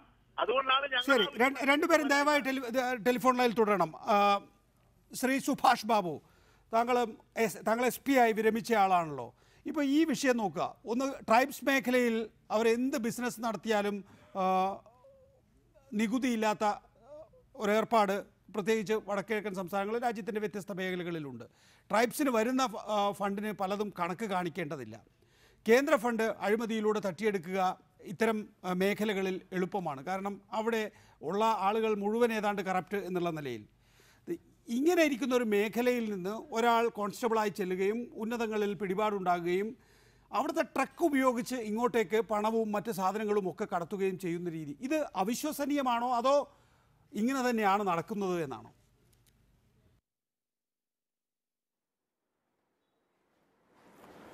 ഇല്ല, ഈ നാഗാലാൻഡ് പോലുള്ള സ്ഥലങ്ങളിലെ ഭരണം എന്ന് പറഞ്ഞു കഴിഞ്ഞാൽ ഇതുവരെ ഇവിടെ തീവ്രവാദ പ്രസ്ഥാനമാണ്. നാഗാലാൻഡ് നാഷണൽ ലിബറേഷൻ ആർമി എന്ന് പറയുന്നവരുടെ ഒരു മേഖലയാണ്. അപ്പോൾ അവരെ സംബന്ധിച്ചിടത്തോളം അവർ പണം സമാഹരിക്കുന്നതിന് ഗവൺമെൻറ് ഉദ്യോഗസ്ഥന്മാരും ബാങ്ക് ഉദ്യോഗസ്ഥന്മാർക്കും അവരുടെ ശമ്പളത്തിൻ്റെ 1 മാസത്തെ 50%, 25% അവിടെ കൊണ്ടുവന്ന് പടി കൊടുത്തില്ലെങ്കിൽ വെടിവെച്ച് കൊല്ലും. അപ്പോൾ അതുവരെ ഗവൺമെൻറ് ഉദ്യോഗസ്ഥന്മാർ വരെ കൃത്യമായി ഇവർക്ക് ഓരോ വർഷവും അവർക്ക് അർഹമായ പണം അവർ ചോദിക്കുന്ന രീതിയിൽ അവിടെ കൊടുത്തിട്ടുള്ള ഒരു സമ്പാദ്യ രീതിയാണ് അവിടുത്തെ തീവ്രവാദ പ്രസ്ഥാനങ്ങൾക്ക്. ആ തീവ്രവാദ പ്രസ്ഥാനങ്ങളെ നേരിടാൻ വേണ്ടിയിട്ട് പോലീസിന് സീക്രട്ട് സർവീസ് SS ഫണ്ട് എന്ന് പറഞ്ഞിട്ട് പാടുള്ളൂ. അതിന് ഓഡിറ്റ് ഇല്ലാത്തതാണ്. അത് വിനിയോഗിക്കും. ചില സ്ഥലത്ത് റീഹാബിലിറ്റേഷൻ, ചിലയിടത്ത് സെക്യൂരിറ്റിയുടെ അറേഞ്ച്മെൻറ്റ്, ഇതിനൊക്കെ വലിയ സംഖ്യ കൊടുക്കും. ആ സംഖ്യയൊക്കെ അവിടെ മറ്റേതെങ്കിലും രീതിയിൽ പണി ചെയ്യിക്കുകയോ അല്ലെങ്കിൽ ചെയ്യിച്ചതായി കാണിക്കുകയോ ചെയ്തതിന് ശേഷം അതൊക്കെ കൈകാര്യം ചെയ്ത് മാറ്റാൻ സാധിക്കും. അത് ചെറിയ ചെറിയ പൈസ, ഇപ്പോൾ 5 ലക്ഷം, 5 കോടി 10 കോടിയൊക്കെ ആയതിനു ശേഷം അത് റിയൽ എസ്റ്റേറ്റും അതേമാതിരിയുള്ള ബിസിനസ് ചെയ്തതിന് ശേഷം അത് ശതക്കണക്കിന് വർദ്ധിപ്പിക്കുന്നതിന് വലിയ ബുദ്ധിമുട്ടൊന്നുള്ള പ്രദേശമൊന്നുമില്ല അവിടെ. അതുപോലെ തന്നെ അവിടെ ഞാൻ മനസ്സിലാക്കിയ എന്താണെന്ന് പറഞ്ഞാൽ, ഞാൻ IB ഉദ്യോഗസ്ഥന്മാരോട് റോയ് ഉദ്യോഗസ്ഥന്മാരോടൊക്കെ സംസാരിക്കുന്ന അവസ്ഥ അവർ പറയുന്നത് എന്താണെന്ന് വെച്ചാൽ, അവിടെയുള്ള നേതാക്കന്മാർക്കോ അല്ലെങ്കിൽ അവിടെയുള്ള പിന്നെ വ്യവസായികൾക്കോ ഒന്നും അവിടെ പണം സമ്പാദിച്ച് സൂക്ഷിക്കാൻ പറ്റില്ല. ബാങ്കിൽ വീണ്ട അവരറിയും, ഈ ലിബറേഷൻ ആർമികൾ അറിയും. അപ്പോൾ അതുകൊണ്ട് അവിടെ സൂക്ഷിക്കാൻ പറ്റില്ല. അത് അന്യ സംസ്ഥാനങ്ങളിലോ വിദൂര സ്ഥലങ്ങളിലോ സൂക്ഷിക്കുന്ന ഒരു സംവിധാനമാണ് അവിടെ ഉള്ളത്. അത് ചിലപ്പോൾ ഇദ്ദേഹം അതിന് ഭാഗപക്കായി നിന്നേക്കാം. അദ്ദേഹം അങ്ങനെയുള്ള ആളുകളുടെ നിന്ന് പണം സമാഹരിച്ചു കഴിഞ്ഞതിന് ശേഷം അത് ഇൻവെസ്റ്റ് ചെയ്യുന്നതിന് വിശ്വസ്തനായുള്ള രീതിയിൽ അദ്ദേഹത്തിന് കൊടുത്തേക്കാം. അത് അദ്ദേഹം സ്വന്തം കാര്യത്തിന് വേണ്ടിയിട്ട് ദുരുപയോഗം ചെയ്തിട്ടുണ്ടാകും. അങ്ങനെ അദ്ദേഹത്തിന് പണം ഉണ്ടാക്കാം. ഇത്രയുമൊക്കെ പണം ഉണ്ടാക്കുന്നത് വലിയൊരു മഹാകാര്യമാണെന്ന് എനിക്ക് തോന്നുന്നില്ല. പ്രത്യേകിച്ച് റിയൽ എസ്റ്റേറ്റ് മേഖലയിൽ കേരളത്തിലെ റിയൽ എസ്റ്റേറ്റ് മേഖല തന്നെ വളരെ ശക്തമാണ്. അതുപോലെ തന്നെ ഈ പറയുന്ന പ്രദേശത്തൊക്കെ വലിയ തോതിൽ എസ്റ്റേറ്റുകളും അതേമാതിരിയുള്ള സ്ഥലങ്ങളും ഭൂമികളും വാങ്ങിച്ചുണ്ടാക്കുന്നതിന് വേണ്ടിയിട്ട് ഒരുപാട് സഹായങ്ങൾ ഗവൺമെൻറ് ടാക്സ് പോലും എക്സംഷനുള്ള സ്ഥലമാണ്. അതുകൊണ്ടൊക്കെ അദ്ദേഹത്തിൻ്റെ സഹായികൾക്ക് അത് സാധിച്ചിട്ടുണ്ടാകും. അദ്ദേഹം മാത്രമാണെന്ന് ഞാൻ വിശ്വസിക്കുന്നില്ല. പക്ഷേ അവിടെ ഒരു കോൺസ്റ്റബിളായി പോയാൽ പോലും ഇങ്ങനെയുള്ള പ്രശ്നബാധിത പ്രദേശങ്ങളിൽ, ഇപ്പം പഞ്ചാബിൽ, ജമ്മു കാശ്മീരിൽ, നാഗാലാൻഡിൽ, ആസാമിൽ, ഇവിടൊക്കെ പെട്ടെന്ന് അവർക്ക് പ്രൊമോഷൻ കൊടുക്കും. അതായത് ശ്രീ JR പത്മകുമാർ, നമുക്കിപ്പോൾ മനസ്സിലാക്കാൻ കഴിയുന്നത് നാഗാലാൻഡിന്റെ വികസനത്തിന്, ആദിവാസി ക്ഷേമത്തിന് കിട്ടുന്ന പണം അവിടെ അഡീഷണൽ SP ആയിരുന്ന MKR പിള്ള കേരളത്തിലേക്ക് കടത്തി എന്നാണ്. അല്ലാതെ ഈ പറയുന്ന ഒരു വ്യക്തിക്ക് ഇനി ശമ്പളം മുഴുവൻ സൂക്ഷിച്ചു വെച്ചാൽ പോലും ലഭിക്കാവുന്നതിൻ്റെ 100 ഇരട്ടിയോ 1000 ഇരട്ടിയോ 10,000 ഇരട്ടിയോ ഒക്കെ തന്നെയാണ് ഇപ്പോൾ നമ്മൾ സ്വത്തുക്കളായി കാണുന്നത്. എന്നിട്ടും അന്വേഷണം എവിടെ എത്തി? എനിക്കറിയാം JR പത്മകുമാർ BJPയുടെ നേതാവാണ്, കേന്ദ്ര സർക്കാരിൻ്റെ ഉദ്യോഗസ്ഥനൊന്നുമല്ല. പക്ഷേ ഒരു ചോദ്യം എന്നുള്ള നിലക്ക് ഉന്നയിക്കുകയാണ്. എന്നിട്ടും അന്വേഷണം എവിടെ എത്തി? മക്കൾ വന്ന് പറയുന്നു 1000 കോടി രൂപയുടെ കണക്ക് ഞങ്ങൾ കാണിച്ചു തരാം, അവിടെ അവസാനിക്കുന്നു എന്ന് പറയുമ്പോൾ ഇതിൽ ഈ പറയുന്ന ഈ അന്വേഷണം ഒന്നും എവിടെയും എത്താൻ പോകുന്നില്ല എന്നതിൻ്റെ ഏറ്റവും നല്ല തെളിവ് തന്നെയല്ലേ അത്?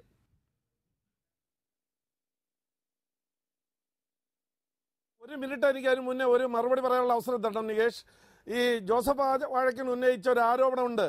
ഞങ്ങളുടെ ഈ റെയ്ഡ് നടക്കുന്നതിനും ഒരാഴ്ച മുമ്പാണ് കുളനട പഞ്ചായത്തിൽ ഞങ്ങളെ പ്രസിഡന്റ് വന്നത്, കുളനട അശോകൻ, പത്തനംതിട്ട ജില്ലാ പ്രസിഡന്റ്. അതേസമയം ഇദ്ദേഹം ഈ അനധികൃതമായിട്ട് അതിനുള്ള പെർമിറ്റിന് വേണ്ടി അപ്ലൈ ചെയ്തത് 26/4/2017 അത് പെർമിറ്റ് കൊടുക്കുന്നതിന് വേണ്ടിയിട്ടൊരു സമിതി കൂടാൻ വേണ്ടി തീരുമാനിച്ചത് 18/5/2017 അവർ സ്റ്റാറ്റസ് റിപ്പോർട്ടിന് വേണ്ടി മാറ്റിവെച്ചു.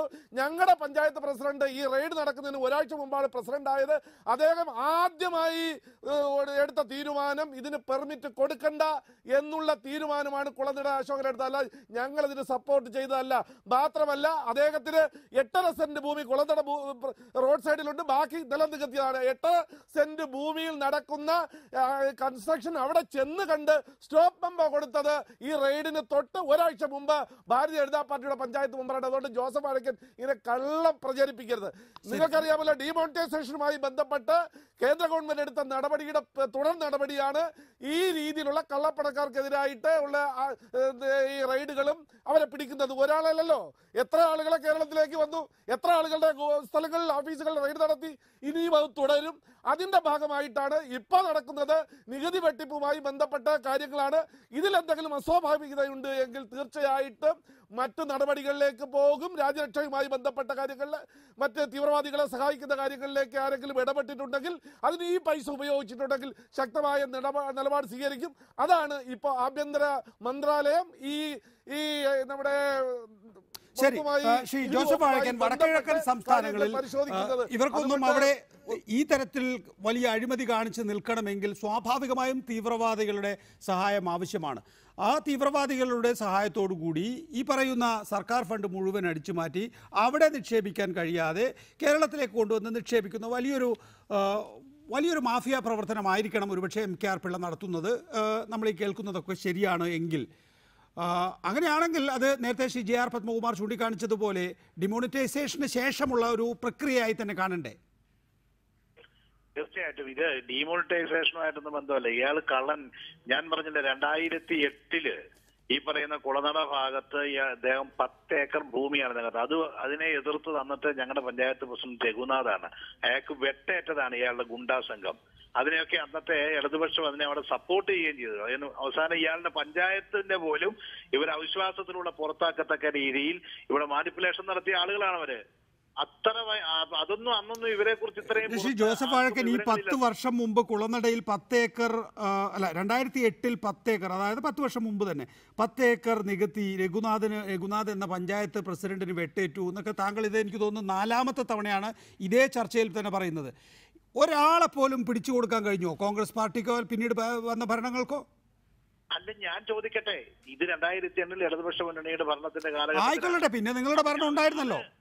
അതല്ല, അതൊക്കെ ഞാൻ പറയുന്നത് അന്ന് ഈ ഇങ്ങനെ ഒരു ശ്രീവത്സം ഗ്രൂപ്പോ ശ്രീവത്സം പിള്ളയോ ഒന്നും അങ്ങനെ അറിയപ്പെടുന്ന വലിയ ഒരാളൊന്നും എന്തറിയപ്പെടുന്ന ആളുകളല്ല എന്ന് എല്ലാവർക്കും അറിയാവുന്ന ആളാണ് ഇയാളൊരു വമ്പൻ സ്രാവാണ് എന്ന്. നിങ്ങളുടെ ഒരു പഞ്ചായത്ത് പ്രസിഡന്റിന് വെട്ടേറ്റ്. ഞാൻ ചോദിക്കട്ടെ നികേഷിന് അറിയാമായിരുന്നു ഇങ്ങനെ ഒരു പിള്ളയെ കുറിച്ച്? നികേഷ് കേട്ടിട്ടുണ്ടായിരുന്നു? ഞാനൊരു MKR പിള്ളയെ കുറിച്ച് നമ്മൾ എന്തിനു കേൾക്കണം? ഞാൻ ചോദിക്കുന്നത് നിങ്ങളുടെ പഞ്ചായത്ത്, എന്റെ ജോസഫ് വാഴക്കൻ, നിങ്ങളുടെ പഞ്ചായത്ത് പ്രസിഡന്റിന് വെട്ടേറ്റു എന്ന് ജോസഫ് വാഴക്കൻ ഈ ചർച്ചയിൽ 3 പ്രാവശ്യം ഞാൻ ക്ഷമിച്ചു. 4ാമത്തെ പ്രാവശ്യവും പറയുന്നത് കേട്ടതുകൊണ്ടാണ് ഞാൻ അതിന് മറുപടി പറയാൻ ശ്രമിക്കുന്നത്. കാരണം അങ്ങനെ ഒരു വലിയ എന്താ പറയുക, ഒരു വലിയ അക്രമം ഇയാളുടെ പേരിൽ നടന്നിട്ട് ഇയാളാണ് നടത്തിയതെന്നറിയാം, ഇയാളെ വലിയ ആളാണെന്നറിയാം, ഇയാൾ അവിടെ സ്ഥലം വാങ്ങി കൂട്ടുന്നവരാണെന്നറിയാം, എന്നിട്ട് UDF എന്നല്ല LDF വന്നാൽ പോലും പിടിക്കപ്പെട്ടിട്ടില്ല എന്ന് പറയുന്ന ഒരു ദാരുണമായ സ്ഥിതിവിശേഷമുണ്ട്. അതുകൊണ്ടാണ് നേരത്തെ ശ്രീ ആഞ്ചലോസ് ചോദിച്ചത്, നിങ്ങൾക്കറിയില്ലായിരുന്നോ, പ്രതിപക്ഷ നേതാവിൻ്റെ മണ്ഡലത്തിൽ പ്രതിപക്ഷ നേതാവിന് അറിയില്ലായിരുന്നോ ഇത്രയധികം ഭൂമി വാങ്ങിക്കൂട്ടുന്നത്, ഇത്രയധികം ശക്തനായി മാറുന്നത് എന്ന്? ഞാനൊരു കാര്യം പറയട്ടെ, നികേഷോട് ഒരു കാര്യം ചോദിക്കാം.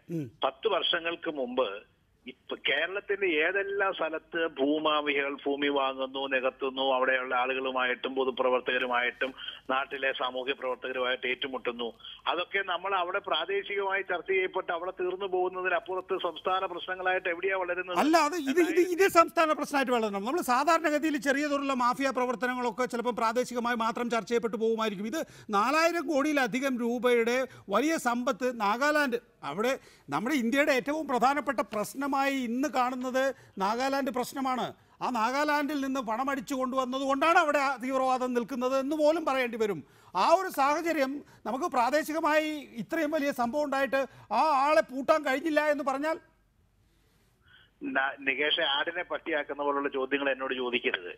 നികേഷ് സത്യമാണ്, ഇത് 2008 ഇദ്ദേഹം 4000 കോടിയോ 5000 കോടിയോ ഒന്ന് വാങ്ങിയിട്ടുള്ള ഒരു വാർത്ത ഇതൊക്കെ പുറത്തു വന്നിട്ട് ഒരാഴ്ചയായിട്ടുള്ളൂ. അത് കേരള പോലീസിന്റെ ആരുടെയും എടുക്കൊണ്ടല്ല, കേന്ദ്ര ഇന്റലിജൻസ് വിഭാഗം, റവന്യൂ അവിടെ ഇൻകം ടാക്സ് വിഭാഗം കണ്ടെത്തിയതാണ്. അത് ഇദ്ദേഹം സ്വമേധയാ 50 കോടി രൂപ ഡിക്ലെയർ ചെയ്തതിന്റെ പേരിൽ അതിനെ പിന്തുടർന്ന് നടത്തിയ അന്വേഷണത്തിലാണ് ഇതെല്ലാം പുറത്തു വരുന്നത്. അതിനു മുമ്പ് ഇവിടെ ആർക്കും വിവരം അറിയില്ല. അന്ന് ഇവര് കുളനടയിൽ സ്ഥലം വാങ്ങി അവിടെ നിലം നികത്തി 10 ഏക്കർ സ്ഥലം നികത്തുകയാണ്. അവിടുത്തെ പഞ്ചായത്ത് പ്രസിഡന്റ് എതിർത്തു. ആ പഞ്ചായത്ത് പ്രസിഡന്റിനെ അന്നത്തെ ഇടതുപക്ഷത്തിന്റെ സഹായത്തോടു കൂടി കടന്നാക്രമിച്ചു. അതാണ് പറഞ്ഞത്. ശരി ശ്രീ ആഞ്ചലോസ്, 2008 രഘു എന്ന് പറയുന്ന ഒരു പഞ്ചായത്ത് പ്രസിഡന്റ് ഉണ്ടായിരുന്നു. ആ പഞ്ചായത്ത് പ്രസിഡന്റിനെ അദ്ദേഹത്തിൻ്റെ വീട്ടിൽ കയറി പരാതി സമർപ്പിക്കാൻ എത്തിയവരാണ് എന്ന വ്യാജനെത്തിയ 2 പേര് തലക്ക് വെട്ടുന്നു, ദീർഘകാലം ആശുപത്രിയിൽ കിടന്നു, ഒരാളെ പോലും പിടിക്കാൻ കഴിഞ്ഞിട്ടില്ല. ഞാൻ ഇന്നും അയാളെ ഫോണിൽ വിളിച്ചിരുന്നു. അയാൾ പറയുന്നത് ആരെയും പിടിച്ചില്ല, ആരെയും അറിയാൻ കഴിയുന്നില്ല, അത്ര ശക്തനായിരുന്നു ഇയാളെന്നാണ്. ഇത് ഈ പറയുന്ന 2008 മുതൽ 2017 വരെ രമേശ് ചെന്നിത്തല എന്ന് പറയുന്ന ഒരു MLAക്ക് മാത്രമൊന്നും അല്ലല്ലോ ആ മണ്ഡലത്തിലോ ഹരിപ്പാട് എന്ന് പറയുന്ന മണ്ഡലത്തിലെ ഉത്തരവാദിത്തം നിങ്ങൾക്കെല്ലാ രാഷ്ട്രീയ പാർട്ടികൾക്കും ഉണ്ടല്ലോ. എന്ത് ചെയ്തു കൊടുത്തു, പ്രത്യേകിച്ച് LDF ഭരിക്കുന്ന കാലഘട്ടത്തിൽ? അത് ഞാൻ മനസ്സിലാക്കിയിടത്തോളം കുളനടയിലെ കേസിൽ കോൺഗ്രസ് അഡ്ജസ്റ്റ്മെന്റ് നടത്തി. അതുകൊണ്ടാണ് കോൺഗ്രസ് നേതാവിന്റെ ഏറ്റവും ഉത്തരവാദിത്തപ്പെട്ട ഒരു ബന്ധു, ഏറ്റവും അടുത്ത ബന്ധു അവിടെ അവരുടെ ഈ ഓഫീസിന്റെ ചുമതല വഹിക്കുന്ന അവിടുത്തെ സ്ഥാപനങ്ങളുടെ തലപ്പത്തിരിക്കുന്നത് കോൺഗ്രസ് നേതാവിന്റെ ബന്ധു തന്നെയാണ്. 2, നേരത്തെ പറഞ്ഞു ഹരിപ്പാട് ഇവരുടെ സ്ഥാപനത്തിന്റെ ഉദ്ഘാടനവുമായി ബന്ധപ്പെട്ട് നമ്പർ കൊടുക്കാത്തതിന്റെ, ബിൽഡിംഗ് നമ്പർ കൊടുക്കാത്തതുമായി ബന്ധപ്പെട്ട വിഷയങ്ങൾ. ഹരിപ്പാട് നഗരസഭയിൽ ഞങ്ങൾക്കൊരു കൗൺസിലർ ഇല്ല. ആ കൗൺസിൽ പൂർണ്ണമായും കൈകാര്യം ചെയ്യുന്നത് കോൺഗ്രസ് നേതൃത്വത്തിലാണ്. ഞാൻ ആധികാരികമായി പറയുന്നു, അതിന് ലൈസൻസ് കിട്ടിയത് എവിടെ നിന്നാണ് എന്നുള്ളത് ഇവർ പരിശോധിച്ചാൽ മതി. അത് തന്നെയാണ് ഭൂമി ഇടപാടിലും വന്നിരിക്കുന്നത്. ഞാൻ പറഞ്ഞു, ഏത് തലങ്ങളിൽ പരിശോധിച്ചാലും കോൺഗ്രസിന്റെ സഹായമാണ് എല്ലാ തലങ്ങളിലും ലഭ്യമായിരിക്കുന്നത്. അന്വേഷിക്കട്ടെ, അന്വേഷിക്കുമ്പോൾ ആ കാര്യങ്ങൾ വ്യക്തമാകുമല്ലോ. പറയൂ ശ്രീ ജോസഫ് വാഴക്കൻ. അത് സത്യം. കോൺഗ്രസ് വലിയ പാർട്ടി ആയതുകൊണ്ടും മുനിസിപ്പാലിറ്റി ഞങ്ങൾ ഭരിക്കുന്നത് കൊണ്ടും ഞങ്ങളുടെ മുനിസിപ്പാലിറ്റിയിലുള്ള അപേക്ഷ കൊടുക്കാൻ പറ്റില്ല. അല്ലാണ്ട് CPI ഇല്ലാത്തതിന് ഞങ്ങൾക്ക് വരെ ഒന്നും ചെയ്യാൻ പറ്റില്ലല്ലോ. അപ്പൊ അവിടെ കൊടുത്തു. എങ്കിലും ഞാൻ പറഞ്ഞത് അവിടെ അപേക്ഷ കൊടുത്തിട്ട് അങ്ങേർക്ക് അപേക്ഷ പരിശോധിച്ച് അംഗീകാരം കിട്ടുന്നതിന് മുമ്പ് തന്നെ ഉദ്ഘാടനം ഫിക്സ് ചെയ്തു. അദ്ദേഹം അവിടെ നമ്പർ ഇട്ട് കൊടുക്കുന്നതിന് മുമ്പേ അതിനെതിരായിട്ട് സ്ട്രോങ് നിലപാടാണ് മുനിസിപ്പാലിറ്റി എടുത്തത്. അവർക്ക് സ്റ്റോപ്പ് മെമ്മോ കൊടുത്തു, ഇത് ഉദ്ഘാടനം ചെയ്യാൻ പറ്റില്ല എന്ന് പറഞ്ഞു. അപ്പോൾ അവരെ സപ്പോർട്ട് ചെയ്യാൻ വേണ്ടി അവിടെ ഇറങ്ങിയത് ആരാണെന്ന് അന്വേഷിച്ചു നോക്കണം. ഇദ്ദേഹത്തിന്റെ പാർട്ടിയിൽ അധികം പേരില്ല, ഉള്ള ആളുകളിൽ. ശരി, ഇത് ആഞ്ചലോസ് പറഞ്ഞ രണ്ടാമത്തെ പോർഷന്റെ ഉത്തരം. ഒന്നാമത്തെ പോർഷൻ നേരത്തെ പറഞ്ഞ രഘുവിനെ വെട്ടിയ കേസ് നിങ്ങൾ അഡ്ജസ്റ്റ് ചെയ്തോ? ഞങ്ങൾ എങ്ങനെ അഡ്ജസ്റ്റ് ചെയ്യാനാ? രഘുവിനെ വെട്ടിന്ന് മാത്രമല്ല, രഘുവിന്റെ ഭരണകൂടത്തെ മറിച്ചിടുകയും അവിടുത്തെ പിന്തുണ തന്നിരുന്ന പല സഖ്യകക്ഷികളെയൊക്കെ അവിടെ മറിക്കുകയൊക്കെ ചെയ്തിട്ടുള്ള കുറെ കാര്യങ്ങളൊക്കെ അതിന്റെ ബാക്കി അന്ന് അതിശക്തമായ നിലപാട് പിന്നെ അന്ന് കോൺഗ്രസ് പാർട്ടിയും രഘു ഉൾപ്പെടെയുള്ള ആളുകൾ എടുത്തിട്ടുള്ളതാണ്. അപ്പൊ അന്ന് രഘുവിനെ വെട്ടിയപ്പോ രമേശ് ചെന്നിത്തല രഘുവിനെ സന്ദർശിച്ചിരുന്നോ? ഉറപ്പായിട്ട് ഞങ്ങൾ എല്ലാവരും സന്ദർശിച്ചിട്ടുള്ളതാണ്. രഘു അന്ന് നമ്മുടെ യൂത്ത് കോൺഗ്രസിന്റെ നേതാവായിരുന്ന ആളാണ്. എല്ലാവരും സന്ദർശിച്ചിട്ടുള്ളതാണ്. അങ്ങനെ മറിച്ചൊരു വാദം വന്നാൽ വന്നു കഴിഞ്ഞാൽ രമേശ് ചെന്നിത്തല സന്ദർശിച്ചിട്ടുണ്ടാവണം. ഇപ്പൊ എന്നോട് പെട്ടെന്ന് ചോദിച്ചാൽ രമേശ് പോയിട്ടുണ്ടോ എന്ന് എനിക്കറിയില്ല. പക്ഷെ ഞാൻ ആ കാലഘട്ടത്തിൽ അദ്ദേഹത്തോട് ബന്ധപ്പെട്ടിട്ടുള്ള ആളാണ്. എനിക്കറിയാവുന്ന വ്യക്തിയാണ്. എന്റെ ജൂനിയറായിട്ടൊക്കെ യൂത്ത് കോൺഗ്രസിലൊക്കെ പ്രവർത്തിച്ചിരുന്ന ആളാണ്. ശരി, ശ്രീ ആഞ്ചലോസ്, അങ്ങനെ ഒരു ആക്ഷേപം ഉണ്ടോ? താങ്കൾ പറയുന്നത് അഡ്ജസ്റ്റ് ചെയ്തതാണെന്നാണ്. രമേശ് ചെന്നിത്തല ഇത് തിരുത്തൽവാദത്തിലെ രണ്ട് ഗ്രൂപ്പുകൾ അഡ്ജസ്റ്റ് ചെയ്തു എന്ന് മാത്രമല്ല, കോൺഗ്രസിന്റെ ഉത്തരവാദിത്തപ്പെട്ട നേതാവിന്റെ അടുത്ത ബന്ധുവാണ് ആ സ്ഥാപനങ്ങളുടെ ചുമതലയും വഹിക്കുന്നത്. അന്വേഷിക്കട്ടെ. ഈ ഹരിപ്പാട് നഗരസഭ സ്റ്റോപ്പ് മെമ്മോ കൊടുത്തു എന്ന് പറയുന്നുണ്ടല്ലോ, അതിന്റെ ഉദ്ഘാടനത്തിന് ആ കൗൺസിലർമാരെല്ലാവരും അണിനിരന്നുകൊണ്ടാണ്. മഹനീയമായ സാന്നിധ്യത്തോടു കൂടിയാണ്, കോൺഗ്രസിന്റെ കൗൺസിലർമാരുടെ സാന്നിധ്യത്തോടു കൂടിയാണ് ശ്രീവത്സം ഗ്രൂപ്പിന്റെ ഉദ്ഘാടനം നടക്കുന്നത്. അത് ഒരു വർഷത്തിനുള്ളിലല്ല, അതിനു മുമ്പാണ്, UDF ഭരിക്കുമ്പോഴാണ്. ശ്രീ JR പത്മകുമാർ, ഇക്കാര്യത്തിൽ ഒരു CBI അന്വേഷണം ആവശ്യപ്പെടുക എന്ന് പറയുമ്പോൾ രമേശ് ചെന്നിത്തലയെ സംബന്ധിച്ചിടത്തോളം ഇതിനേക്കാൾ കൂടുതൽ ധൈര്യം കാണിക്കാനില്ല. അങ്ങനെ ഒരു CBI അന്വേഷണം ഉണ്ടാകാനുള്ള സാധ്യതയുണ്ടോ? നിങ്ങളല്ല ആവശ്യപ്പെടേണ്ടത് എന്നാൽ പോലും.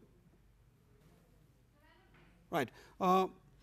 ശ്രീ സുഭാഷ് ബാബു, ഇങ്ങനെയുള്ള കാര്യങ്ങൾക്ക് CBIക്ക് കാര്യമുണ്ടോ? അതോ CBI അല്ലാതെ മറ്റേത് ഏജൻസിക്കാണ് ഇങ്ങനെ നാഗാലാൻഡിലും കേരളത്തിലും വേരുകളുള്ള? കേരളത്തിൽ മാത്രമായിരിക്കില്ല സ്വാഭാവികമായും, മറ്റ് സംസ്ഥാനങ്ങളിലും ഉണ്ടാവും വേരുകളിലൊരു വിഷയം അന്വേഷിക്കാൻ കഴിയുക.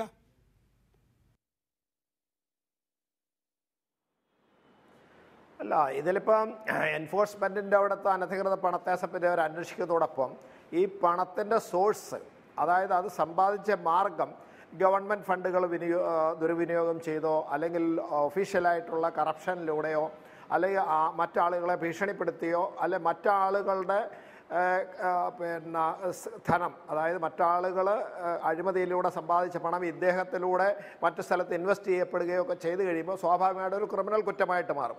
ആ ക്രിമിനൽ കുറ്റമായിട്ട് മാറുമ്പോൾ എൻഫോഴ്സ്മെൻറ്റിൻ്റെ അവിടെ നിന്ന് സ്വാഭാവികമായിട്ടും അത് മൾട്ടി സ്റ്റേറ്റ്, ഒന്നിൽ കൂടുതൽ സംസ്ഥാനത്തുള്ളത് കൊണ്ട് ഗവൺമെൻറ് ഉദ്യോഗസ്ഥന്മാർ ബന്ധപ്പെട്ടത്, ഗവൺമെൻറ് പണം ബന്ധപ്പെട്ടതായതുകൊണ്ട് സ്വാഭാവികമായിട്ടും അത് വിജിലൻസ് എന്ന് പറയുന്ന അപ്പോൾ എല്ലാ അന്തർ സംസ്ഥാനങ്ങളിൽ അധികാരമുള്ള CBIയിലേക്ക് പോകാനുള്ള സാധ്യതയുണ്ട്.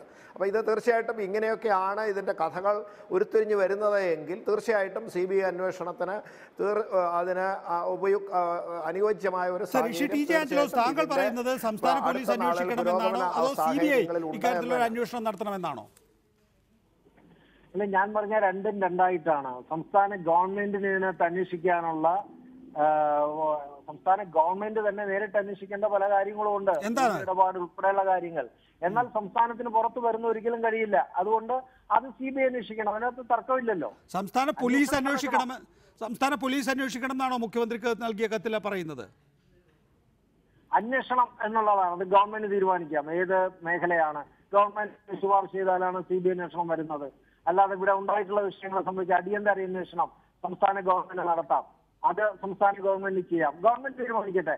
ഞങ്ങൾ അന്വേഷണം ശക്തമായ ശ്രീ ജോസഫ് വാഴക്കനെ, ഈ MKR പിള്ളയെ കുറിച്ച് നിങ്ങളുടെ അഭിപ്രായം എന്താണ്? ഇങ്ങനെ ഒരാൾക്ക് 14,000 കോടി രൂപയുടെ ബിസിനസ് ഉണ്ടാക്കിയെടുക്കാൻ കഴിയും? അധ്വാനിക്കുന്നവർക്ക് ചിലപ്പോൾ പണം ഉണ്ടായെന്ന് വരും.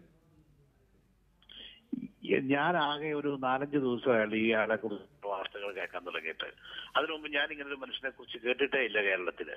ഇതിപ്പോ എന്താണ് ഇതിനെ കുറിച്ച് തീർച്ചയായിട്ടും ഇതൊരു വലിയ അന്വേഷണം നടത്തിയാലേ അറിയത്തുള്ളൂ. ഇതേതായാലും എൻഫോഴ്സ്മെന്റ് ഇതിന്റെ അന്വേഷണം നടക്കുന്നുണ്ട്.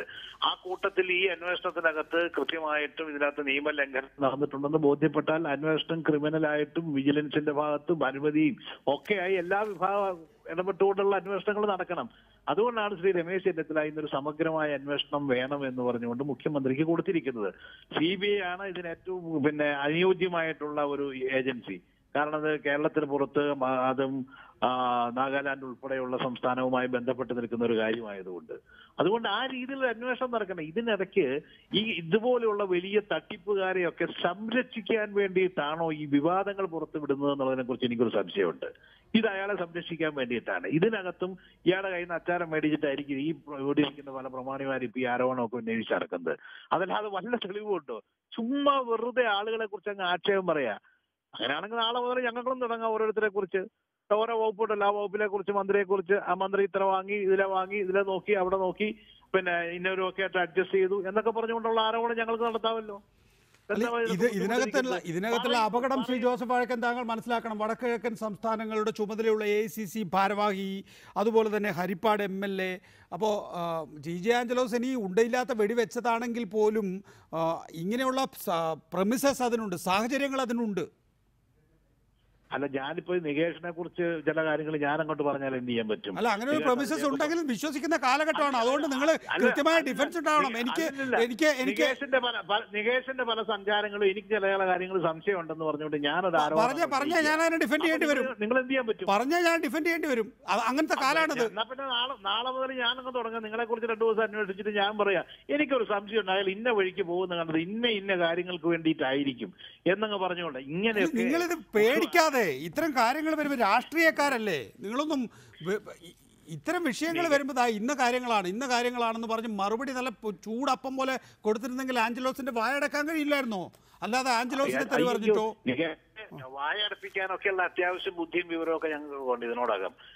ഇതൊക്കെ വളരെ പലപ്പോഴും കാര്യങ്ങൾ നിങ്ങളെല്ലാവരും കൂടി ആഘോഷമാക്കി എടുത്ത് ഇല്ലാത്തൊരു കാര്യങ്ങളെ കുറിച്ച് ഒരു ചർച്ച നടത്തുമ്പോൾ നിങ്ങൾ ഇത്രയും നേരം സംസാരിച്ചിട്ട് ഒരു തെളിവ് ഏതെങ്കിലും ഒരു കാര്യം ഒന്ന് പുറത്തു കൊണ്ടുവരാൻ പറ്റുമോ? നിങ്ങൾ എല്ലാവരും കൂടി ഒരു സംശയത്തിന്റെ ഒരു അന്തരീക്ഷം സൃഷ്ടിച്ച് ആവശ്യമില്ലാതെ ആളുകളെ സംശയത്തിന് മുന്നേ നിർത്തുകയല്ലേ? ഇല്ല, രമേശ് ചെന്നിത്തലയുടെ കാര്യത്തിൽ ഇതുവരെ സംശയത്തിന്റെ മുന്നയിലൊന്നും ആരും നിർത്തിയില്ല. പക്ഷെ രമേശ് ചെന്നിത്തലയെ കുറിച്ചാണ് ആരോപണം എന്നുള്ളത് കൊണ്ട് താങ്കളോട് മറുപടി പറയാൻ പറഞ്ഞു എന്ന് മാത്രമേ ഉള്ളൂ. രമേശ് ചെന്നിത്തലയ്ക്കെതിരെ ആരോപണം ഉണ്ട് എന്നോ അല്ലെങ്കിൽ രമേശ് ചെന്നിത്തലയാണ് ഇതിന്റെ പിന്നിൽ പ്രവർത്തിക്കുന്നതിനെ സംബന്ധിച്ച് എന്തെങ്കിലും തെളിവുണ്ടെന്നോ ഞാൻ പറഞ്ഞിട്ടില്ല. അങ്ങനെ ഇല്ലാത്തൊരു ആരോപണം ഉന്നയിക്കാൻ ഞാൻ തയ്യാറുമല്ല. അല്ല, രമേശ് ചെന്നിത്തലയെ കുറിച്ചാണ് ഞാൻ ഈ പറയുന്നത്. ഇതുവരെ ആഞ്ചലോസ് വർത്താനം പറഞ്ഞു. അല്ല, ആഞ്ചലോസ് വളരെ കൃത്യമായിട്ട് ഈ ചർച്ചയുടെ തുടക്കത്തിൽ തന്നെ രമേശ് ചെന്നിത്തലയെ കുറിച്ചാണ് പറയുന്നതെന്ന് പറഞ്ഞുകൊണ്ടാണ് ഞാൻ രമേശ് ചെന്നിത്തലയുടെ പേരെടുത്തത്. ഞാൻ ശരി, ആഞ്ചലോസ് ഒന്ന് പറയട്ടെ. രമേശ് ചെന്നിത്തല ഇന്ന കാര്യങ്ങൾ ചെയ്തിരിക്കുന്നു, ഞാൻ ഉത്തരവാദിത്വപൂർവ്വം പറയുന്നു, ഒന്ന് പറയട്ടെ. ഇപ്പൊ പറഞ്ഞില്ലേ, ഹരിപ്പാട് മെഡിക്കൽ കോളേജുമായി ബന്ധപ്പെട്ട് അതിന്റെ ചുറ്റുവട്ടത്ത് സ്ഥലമെടുത്തത് അതിനൊക്കെ തന്നെയും ഇടനിലക്കാരായി നിന്നത് പോലീസുകാരാണ്. അത് ആഭ്യന്തരമന്ത്രി രമേശ് ചെന്നിത്തല ആഭ്യന്തരമന്ത്രി ആയിരുന്നപ്പോഴാണ് എന്നൊക്കെ. ഒന്ന് ഞാൻ ചോദിക്കട്ടെ, ഹരിപ്പാട് മെഡിക്കൽ കോളേജിന്റെ സ്ഥലം എടുത്തിരിക്കുന്നത്, അതിന് ചുറ്റുപാട് വേറെ സ്ഥലം എടുത്തിട്ടുണ്ടോ? അത് ആര് വാങ്ങിക്കൊടുത്തു? അതങ്ങനെ സംഭവം ഉണ്ടോ? ഇങ്ങനെയുള്ള ഏതെങ്കിലും ഒരു രേഖയുടെ അടിസ്ഥാനത്തിൽ ഹരിപ്പാട് മെഡിക്കൽ കോളേജ് ഇന്ന സർവേ നമ്പറിലുള്ള ഇത്ര ഏക്കർ സ്ഥലം വാങ്ങിയിട്ടുണ്ട്, അതിന് തൊട്ടടുത്തുള്ള ഇന്ന സ്ഥലങ്ങൾ ഇന്നയാൾ വാങ്ങിയിട്ടുണ്ട്, അത് ഇന്ന രീതിയിലാണ് എന്നൊരു വാക്ക് പറഞ്ഞാൽ ഞാൻ അതുണ്ടാവുമല്ലോ. രജിസ്ട്രേഷൻ വകുപ്പിന് അതിനാണ് പരാതി കൊടുത്തിരിക്കുന്നത്. അവരുടെ കയ്യിൽ ഡോക്യുമെന്റ് ഉണ്ടാവും സ്വാഭാവികമായിട്ടും. ഏത് പരാതി കൊടുത്തെന്ന്, ആർക്ക് പരാതി കൊടുത്തെന്ന് പറഞ്ഞു? ഇന്നലെ ഒരു ചാനൽ ഇരുന്നു പറഞ്ഞു ഞാൻ ഇന്നലെ ഉച്ച കഴിഞ്ഞപ്പോഴാണ് പരാതി കൊടുത്തതെന്ന്. എന്നുവെച്ചാൽ രാവിലെ ഉണ്ടയില്ല വെടിയും ഇട്ടേച്ച് ഉച്ച കഴിഞ്ഞപ്പോ ഞാൻ പരാതി എഴുതി കൊടുത്തെന്ന് പറഞ്ഞു ഇന്നലെ ഒരു ചാനലിൽ നിന്ന് പറയുന്നത് ഞാൻ കേട്ടോ. ഇന്നലെ പരാതി കൊടുത്തു എന്ന് മാത്രമേ പറഞ്ഞിട്ടുള്ളൂ. ഇന്നലെ ഉച്ച കഴിഞ്ഞെന്ന് എപ്പോ പറഞ്ഞു? ഇന്നലെ ഉച്ച കഴിഞ്ഞാ പറഞ്ഞത് പരാതി. ഇന്നലെ രാവിലെ എപ്പോഴാ കൊടുത്തതെന്ന് ചോദിച്ചു. ഇന്നലെ ഉച്ച എപ്പോഴാ കൊടുത്തത്? TJ ആഞ്ചലോസ് ഇപ്പൊ ടെലിഫോൺ ലൈനില്ല, അതുകൊണ്ട് എനിക്ക് TJ ആഞ്ചലോസിനോട് ആ ചോദ്യം ചോദിക്കാൻ കഴിയുന്നില്ല. ശ്രീ JR പത്മകുമാർ, താങ്കളിലേക്ക് വന്നാൽ ഞാൻ നേരത്തെ ചോദിച്ച ചോദ്യം ആവർത്തിക്കുകയാണ്. CBI അല്ലാതെ മറ്റൊരു പോം വഴി ഇതിനുണ്ട് എന്ന് താങ്കൾ വിശ്വസിക്കുന്നുണ്ടോ?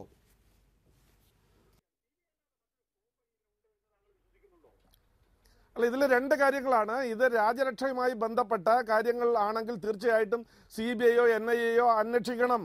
അതിൽ യാതൊരു സംശയമില്ല, അന്വേഷിക്കുക തന്നെ ചെയ്യും. ഇപ്പൊ സാമ്പത്തിക കുറ്റകൃത്യവുമായി ബന്ധപ്പെട്ട കാര്യമാണെങ്കിൽ തീർച്ചയായിട്ടും ഇപ്പോ ഈ നടക്കുന്ന അന്വേഷണങ്ങൾ അത് പൂർത്തീകരിക്കാൻ ശ്രമിക്കും.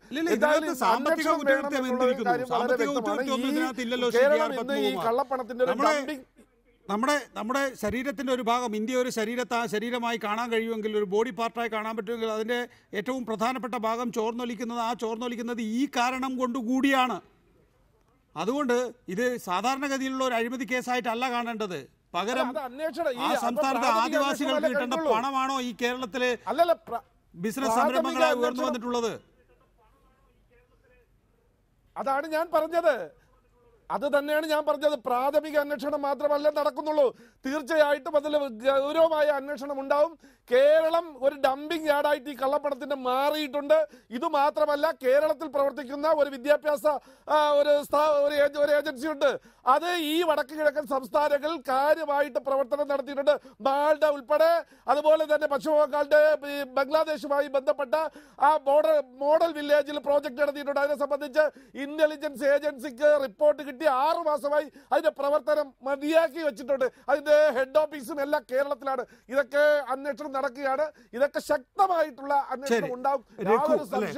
പഞ്ചായത്ത് മുൻ പ്രസിഡന്റ് രഘുനാഥ്, താങ്കളെ കുറിച്ചായിരുന്നു ഇത്ര സമയം ശ്രീ ജോസഫ് വാഴക്കം പറഞ്ഞുകൊണ്ടിരുന്നത്.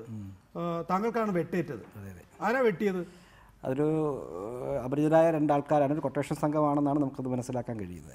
എന്ത് പറഞ്ഞിട്ടാണ് അവർ വന്നത്? അത് 2008 ഫെബ്രുവരി 20-ന് കുളനട ഗ്രാമപഞ്ചായത്ത് പ്രസിഡന്റായിരുന്ന എന്നെ അന്നത്തെ പഞ്ചായത്ത് കമ്മിറ്റി ഒരു സുപ്രധാനമായ തീരുമാനമെടുത്തിരുന്നു.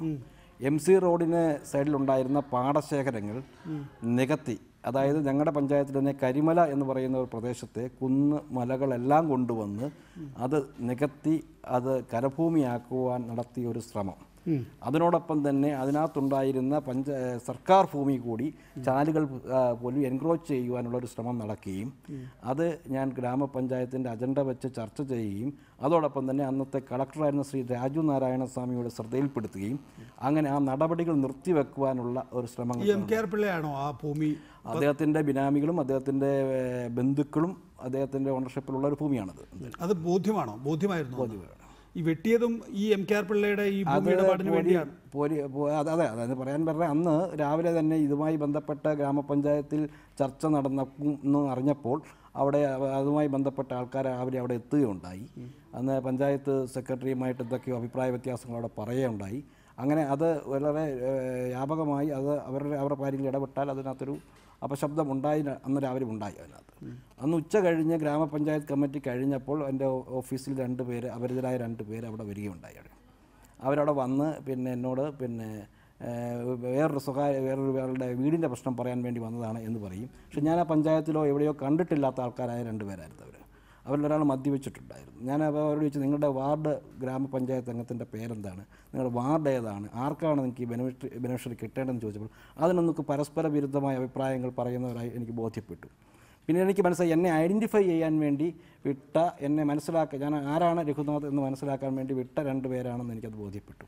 അന്ന് വൈകിട്ട് 7 മണിയോടുകൂടി ഞാൻ വീട്ടിലെത്തിയപ്പോൾ എൻ്റെ ഭാര്യ വന്ന് പറയുന്നു, ആരോ 2 പേര് കാണാൻ വന്ന് നിൽക്കുന്നു എന്ന് പറഞ്ഞു. ഞാൻ അത് വീട്ടുമുറ്റത്ത് ഒരു ഓട്ടോറിക്ഷ വീട്ടുമുറ്റത്ത് കിടക്കുന്നു. അതോടൊപ്പം തന്നെ 2 പേര് അവിടെ വന്നിരിക്കുന്നു. അന്ന് ഉച്ചയ്ക്ക് വന്ന 2 പേര് തന്നെയായിരുന്നു അവിടെ എന്നെ കാണാൻ വന്നത്. അവർ വന്നിട്ട് എന്നോട് വീണ്ടും ഈ ഉച്ചയ്ക്ക് പറഞ്ഞ അതേ കാര്യം തന്നെ ആവർത്തിപ്പിച്ച് ഞാൻ പറഞ്ഞു, ഞാൻ നിന്നോട് രാവിലെ പറഞ്ഞതല്ലേ നിങ്ങളുടെ വാർഡിലെ മെമ്പർ ആരാണ്, നിങ്ങളുടെ പ്രശ്നം എന്താണെന്നുള്ളത്, നിങ്ങൾ അവരെ കൂട്ടിക്കൊണ്ട് എൻ്റെ അടുത്ത് വാ എന്ന് പറഞ്ഞതല്ലേ എന്ന് വെച്ചപ്പോൾ, നീ മദ്യവെച്ചിട്ടുണ്ടോ എന്ന് അയാളോട് ഞാൻ ചോദിച്ചു. അപ്പോൾ അയാൾ അതിനകത്ത് ഒന്ന് പതുങ്ങി നിൽക്കുകയും പിന്നീട് ഞാൻ ശരി പോ എന്ന് പറഞ്ഞ് ഞാൻ തിരിഞ്ഞ് നടന്നപ്പോൾ എൻ്റെ ഒരു വാൾ വീശുകയുണ്ടായി. അതിനകത്ത് ആ വാൾ വീശി ഞാൻ തിരിഞ്ഞപ്പോൾ അത് വെള്ളി വീശപ്പോൾ പെട്ടെന്ന് തന്നെ എൻ്റെ ഇവിടെ അത് ഒരു വടിവാൾ കൊണ്ട് വെട്ടുകയായിരുന്നു. ഞാൻ പെട്ടെന്ന് ബോധരഹിതനായി വീഴുകയായിരുന്നു.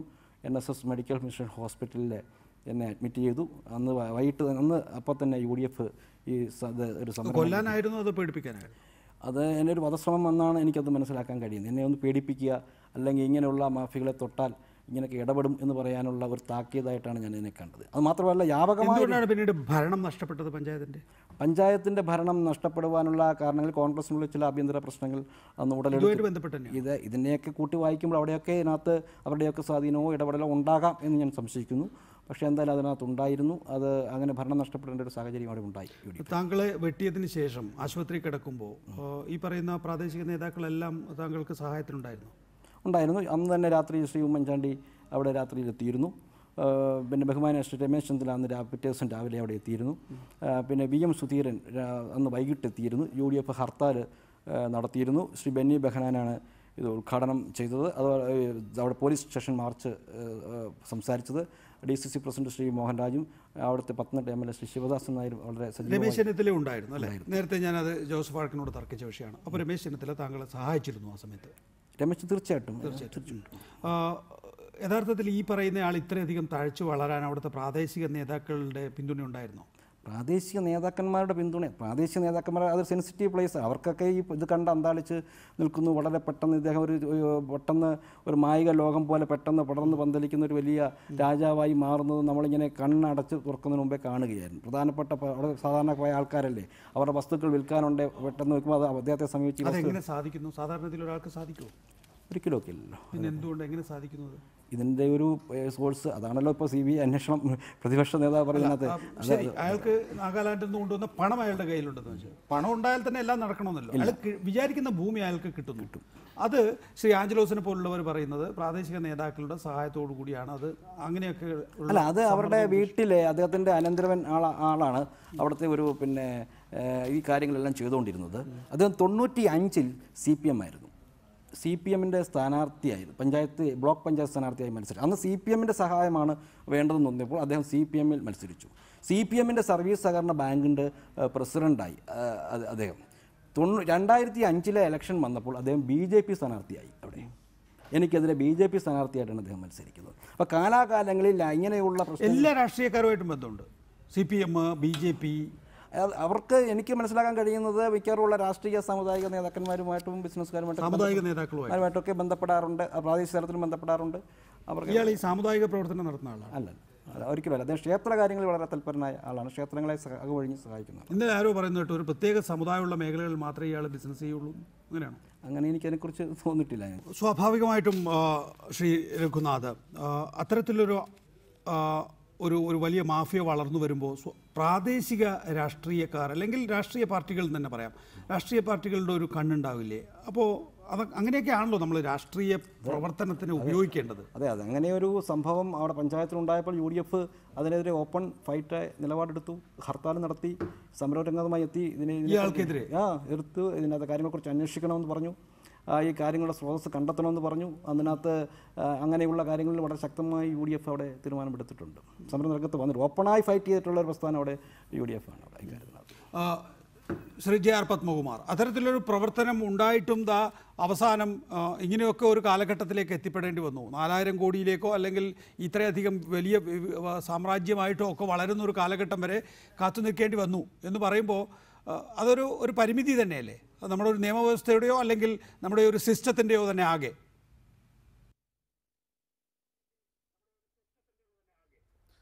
തീർച്ചയായിട്ടും. ഇപ്പോൾ ഒരു കാര്യം ഞാൻ പറയാം. ഇവിടെ ഇപ്പോൾ ഈ റെയ്ഡ് നടന്ന സമയത്ത് നാഗാലാൻഡിൻ്റെ ഒരു വണ്ടി, അവിടെ ഒരു ജീപ്പ്, ഒരു വലിയ ട്രക്ക് അവിടെ കിടക്കുന്നതുകൊണ്ട് എല്ലാവരും വലിയ അതിശയത്തിൽ പറഞ്ഞു. പക്ഷേ കുളനിടയുള്ള ആളുകൾക്ക് അതൊരു അതിശയമേ അല്ല. അവിടെ എല്ലാ ദിവസവും ഇതുപോലെ വന്നു പോകുന്നുണ്ട്. അവിടെ ജോലി ചെയ്യുന്ന ആളുകളിൽ കൂടുതലും ഈ നാഗാലാൻഡിൽ നിന്നുള്ള ആളുകളാണ് പ്രധാന സ്ഥലങ്ങളിൽ ജോലി ചെയ്യുന്നത്. അപ്പോൾ ഇതൊക്കെ നമ്മുടെ ഈ കേരളത്തിൽ ഭരണം നടത്തിയിട്ടുള്ള ഇന്റലിജൻസ് സംവിധാനങ്ങൾക്ക് അറിയില്ലായിരുന്നു എന്ന് പറഞ്ഞാൽ എന്താ അവസ്ഥ? അപ്പോൾ അതുകൊണ്ട് എല്ലാ രീതിയിലുള്ള ഒരു സൗകര്യപ്പെടുത്തലും ഉണ്ടായിരുന്നു, സൗകര്യം ചെയ്തു കൊടുക്കുന്നുണ്ടായിരുന്നു. 1 വർഷം മുമ്പേ തന്നെ കേരള പോലീസ് 2 വർഷം മുമ്പേ ഇതിൻ്റെ റിപ്പോർട്ട് കൊടുത്തിട്ടുണ്ട്. അതിനെ സംബന്ധിച്ചൊരു കാര്യമില്ല, ഒരു നടപടി ഉണ്ടായിട്ടില്ല. ഈ രഘുനാഥിനെ വെട്ടിയെന്ന് പറയുന്ന സംബന്ധിച്ച് LDF ആയിരുന്നു, അന്ന് അതിനെക്കുറിച്ച് അന്വേഷണം നടന്നില്ല. അതിനുശേഷം UDF വന്നു, അതിനുശേഷം ഒന്നും അന്വേഷണം നടന്നിട്ടില്ല. അപ്പോൾ ഇതൊക്കെ മൊത്തത്തിൽ നമ്മൾ നോക്കുമ്പോൾ ഒരു വലിയൊരു സഹായം അവിടുത്തെ ഈ കേരളത്തിൽ അവർക്ക് കിട്ടിയിട്ടുണ്ട് എന്നുള്ളത് സത്യമാണ്. അത് അങ്ങനെ ഒരു പരാതി ബന്ധപ്പെട്ട അന്വേഷണം നേരത്തെ പറഞ്ഞതുപോലെ അല്ല, അദ്ദേഹം പറഞ്ഞ ഒരു കാര്യം ശരിയാണ്. അവിടെ ഈ ട്രക്ക് വരിക എന്ന് പറയുന്നത് ട്രക്കല്ല, താങ്കളെ വെട്ടുക എന്ന് പറയുന്നത് ഒരു വ്യക്തിയെ വെട്ടുന്നതിനപ്പുറത്ത് ഒരു പഞ്ചായത്ത് പ്രസിഡന്റിനാണ്. അതെ, അവിടെ അനുമതി നിലനിർത്താൻ അനുമതി ഇല്ലെങ്കിൽ പഞ്ചായത്ത് പ്രസിഡന്റിനെ വെട്ടുമ്പോൾ അതിലൂടെ ഒരു സന്ദേശം കൊടുക്കുന്നുണ്ട്. അതെ, അപ്പോൾ അതിനൊന്നും വേണ്ടത്ര അന്വേഷണം നടന്നില്ല എന്ന് പറയുമ്പോൾ അവിടെയാണ് അതെ, അതിനകത്ത് ഇവരുടെ ഇടപെടൽ ഉണ്ട് എന്നുള്ളതാണ് എൻ്റെ മനസ്സിലാക്കാൻ കഴിയുന്നത്. ഇങ്ങനെയുള്ള ശക്തികൾ ആര് ഭരിച്ചാലും ഉദ്യോഗസ്ഥ വൃന്ദങ്ങളിൽ ഇടപെടാൻ കഴിയും. അത് അങ്ങനെ ഒരു മാഫിയ സംസ്കാരം നമ്മുടെ ഗ്രാമതലങ്ങളിൽ വളർന്നു വരുന്നുണ്ട് എന്നത് ഒരു സത്യമാണ്, പരമസത്യമാണ്. ഗ്രാമങ്ങളുണ്ട്. ഇപ്പം ഞാനിപ്പോൾ ഒരു പഞ്ചായത്ത് പ്രസിഡൻ്റാണ്. എനിക്കൊരു വില്ലേജ് ഓഫീസറെ വിളിക്കാൻ ഒരു കാര്യം വേണം എന്ന് പറഞ്ഞാൽ ചിലപ്പോൾ വില്ലേജ് ഓഫീസർ എൻ്റെ മുന്നിൽ വരില്ല. പക്ഷേ ഈ പറയുന്ന രാജാക്കന്മാരുടെ മുന്നിൽ രാത്രി കാലങ്ങളിൽ സായാഹ്നങ്ങളിൽ പോകുവാൻ അവർക്ക് യാതൊരു ബുദ്ധിമുട്ടില്ല, പോലീസ് ഓഫീസേഴ്സിനും പോകാൻ ബുദ്ധിമുട്ടില്ല എന്നുള്ളതാണ്. അതാണ് ഇങ്ങനെയുള്ള ആളുകളെ വളർത്തുന്നത്. രഘുനാഥ്, ഒപ്പം തന്നെ JR Padmakumar, Subhash Babu, Joseph Vazhakkan, TJ Angelos, നന്ദി ചർച്ചയിൽ ഇടപെട്ടതിന്. ന്യൂസ് നൈറ്റ് വീണ്ടും നാളെ. നമസ്കാരം.